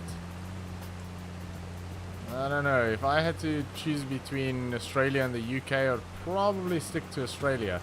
I think what a lot of guys do sort of think of, though, especially with bigger channels, is stuff like merchandise, things like that.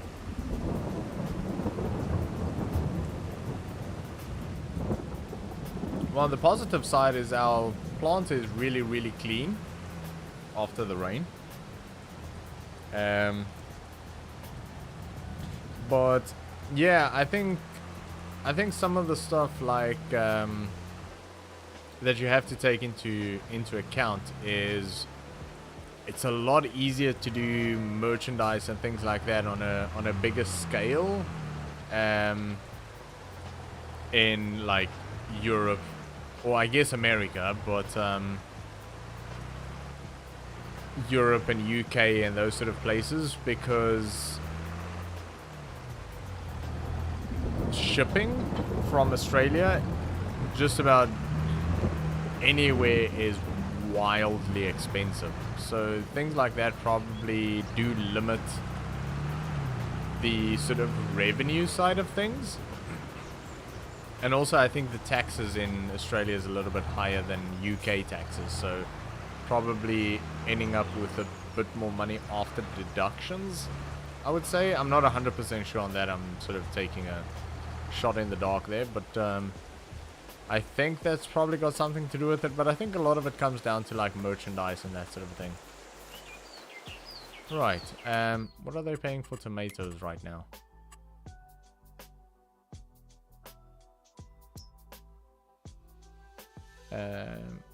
$8.60 at the garden center. Where's the garden center?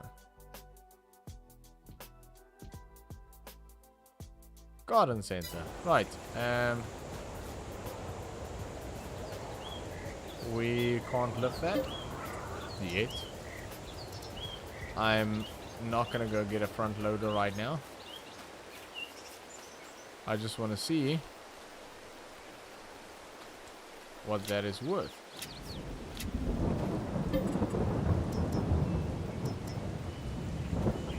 No one saw anything. Right, garden center it is then. Turn right, first left.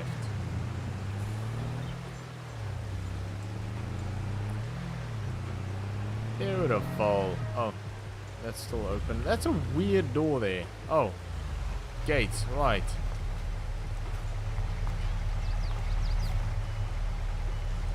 You kind of hate that in FS you can't lift logs heavier than 15 kilos. Yeah. Is it 15 kilos? That's really, really light. I didn't realize it's that light. Yeah, 15 is a bit light. I mean, come on. Like your average dude can probably lift about 40 or 50 kilos. I mean, it would be heavy, but I would say your average guy... Oh, right. You were being sarcastic. Okay. Health and safety won't allow it. Yeah.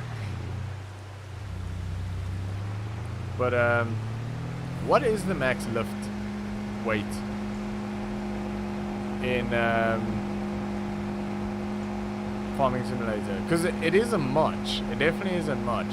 I mean, I wouldn't expect this guy to pick up this whole pallet of tomatoes. I mean, fair enough. But yeah, I don't think the lifting weight is very high. Although, I lifted a couple of really freaking chunky logs in the time-lapse series, so maybe it's not too bad. It might actually be quite high. I usually just use super strength and cut the pieces into what I would carry myself. Yeah, I suppose like if I'm just sort of like now just chilling, I don't mind using super strength every once in a while.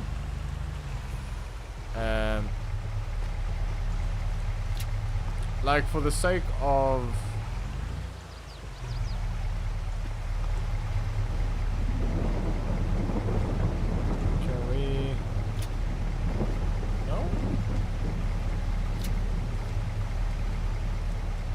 for the sake of just like keeping it realistic, I guess. Oh, some of it sold. 430. Wait, how much did we get in total?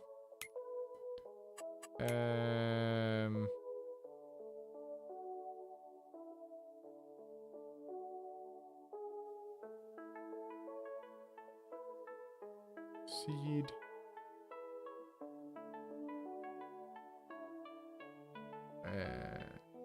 Sold products. $430. Is that all we got? $430 for an entire pallet of tomatoes. It's not much.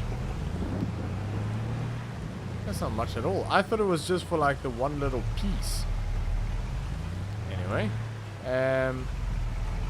But yeah, I sort of, like in the roleplay series and that, I don't use super strength. Come on. Out the way. Oh, I didn't realize that was a bridge. Yeah, I don't use super strength for like any of the roleplay series or the time-lapse series or anything like that. I try to keep it realistic. Like this here, I don't really mind using it. Oh my goodness, there's a gate. Right. Strong gate, that is. Did not expect that gate. But yeah, I don't mind using it. I'll probably try and use a front loader as often as I can, but it's just like it's 20 to 12 at night and I can't really be bothered with a front loader right now to find out how much I'm gonna get for a tomato. The weight in FS22 is super unrealistic. Get a chainsaw and cut some pieces and you'll see the info about how much they weigh. Yeah, I remember looking at it. That's why I'm sort of thinking now is in the time-lapse series. Some of those pieces were pretty freaking chunky and I think they were probably like 100 kilos or something. So that would probably be a little bit overweight, but I'm guessing they're also trying to sort of balance like being realistic but also being enjoyable. You don't want to be cutting logs into like super thin slices just for the sake of realism. Alright, I actually want to clear some of this area out, like over here.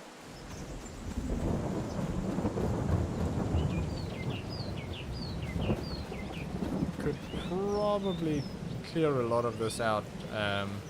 Just put some gravel or something in here.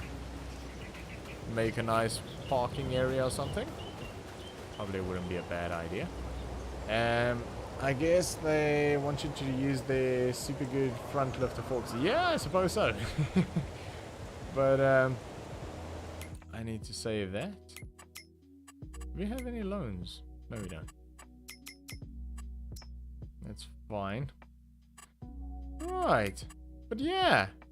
So that is that field planted, and part of it is sort of ahead of the rest because I made a mistake. Oops. We are in October, so we're probably not going to get the other field seeded, to be fair. Well, maybe? Yeah, if you keep it on like one speed, then we probably could seed the other field as well. We probably won't be able, we won't have time to take the rocks out of it, but we'll have to seed it, otherwise we're gonna miss, and there's nothing else we can seed after today because it's 1 day per month at the moment. So yeah, we'll have to do that real quick in the next live stream, I guess. But we're gonna leave it there for today because it's 20 to 12 and I'm quite tired, and I think Monique's probably sleeping already. But yeah, that was fun. So I hope you guys enjoyed it. I hope you enjoyed all of my rants. I feel much better now, so thanks for that. Yeah, it was good. It was fun. Thanks for everyone who popped in and said hi and hung out and had a bit of a laugh, and no, it was good. I think we made good progress. Unfortunately, it's raining quite a bit. Hopefully that passes soon, and I don't want to fast forward time because we might not have time to plant that other field. Bandit says good stream, catch you next time. Thank you very much, thanks for popping in. And Joe says goodbye. Bye Joe, hope you have a good night. And Harry says night. Good night Harry, hope you have a good night yourself. But yeah, so we're gonna leave it there, and I'll catch you guys in the next one. I don't know when it'll be. I'm probably gonna try and do another Tuesday night stream or something like that, possibly. So yeah, I want to sort of try and figure out a schedule for the streaming. Maybe like try and commit to like at a bare minimum every Saturday night or something, because it works pretty well. It just depends on how my hours work out with work and all. But Saturday night streams might become a thing. I quite like the Saturday night things, because even at the moment, like we're closed on Sundays, so that's fine. We're off every Sunday. But even if we do open, possibly, I don't know if we will, but if we do open, it'll only be for half days, so I won't have to get up early in the morning anyway. So yeah, we might sort of try and push for like every Saturday night stream, and maybe throw a Tuesday or Wednesday in there just every now and again, maybe, possibly. I don't know. We'll see. But anyway, I'll see you in the next one, whenever the next one is. In terms of the videos, the roleplay back on Monday, as usual, Monday and Friday, and episode 2 of the time lapse on Wednesday. So Monday, Wednesday, Friday, as usual. So yeah, I'm gonna work on that tomorrow as well, get Friday stuff done, and hopefully get a channel trailer soon, so that'll be nice. But anyway, we're gonna leave it there. Have a good one. Thanks again for everyone who popped in and said hi and hung out in the chat. And yeah, see you guys in the next one. So have a good night. See you there.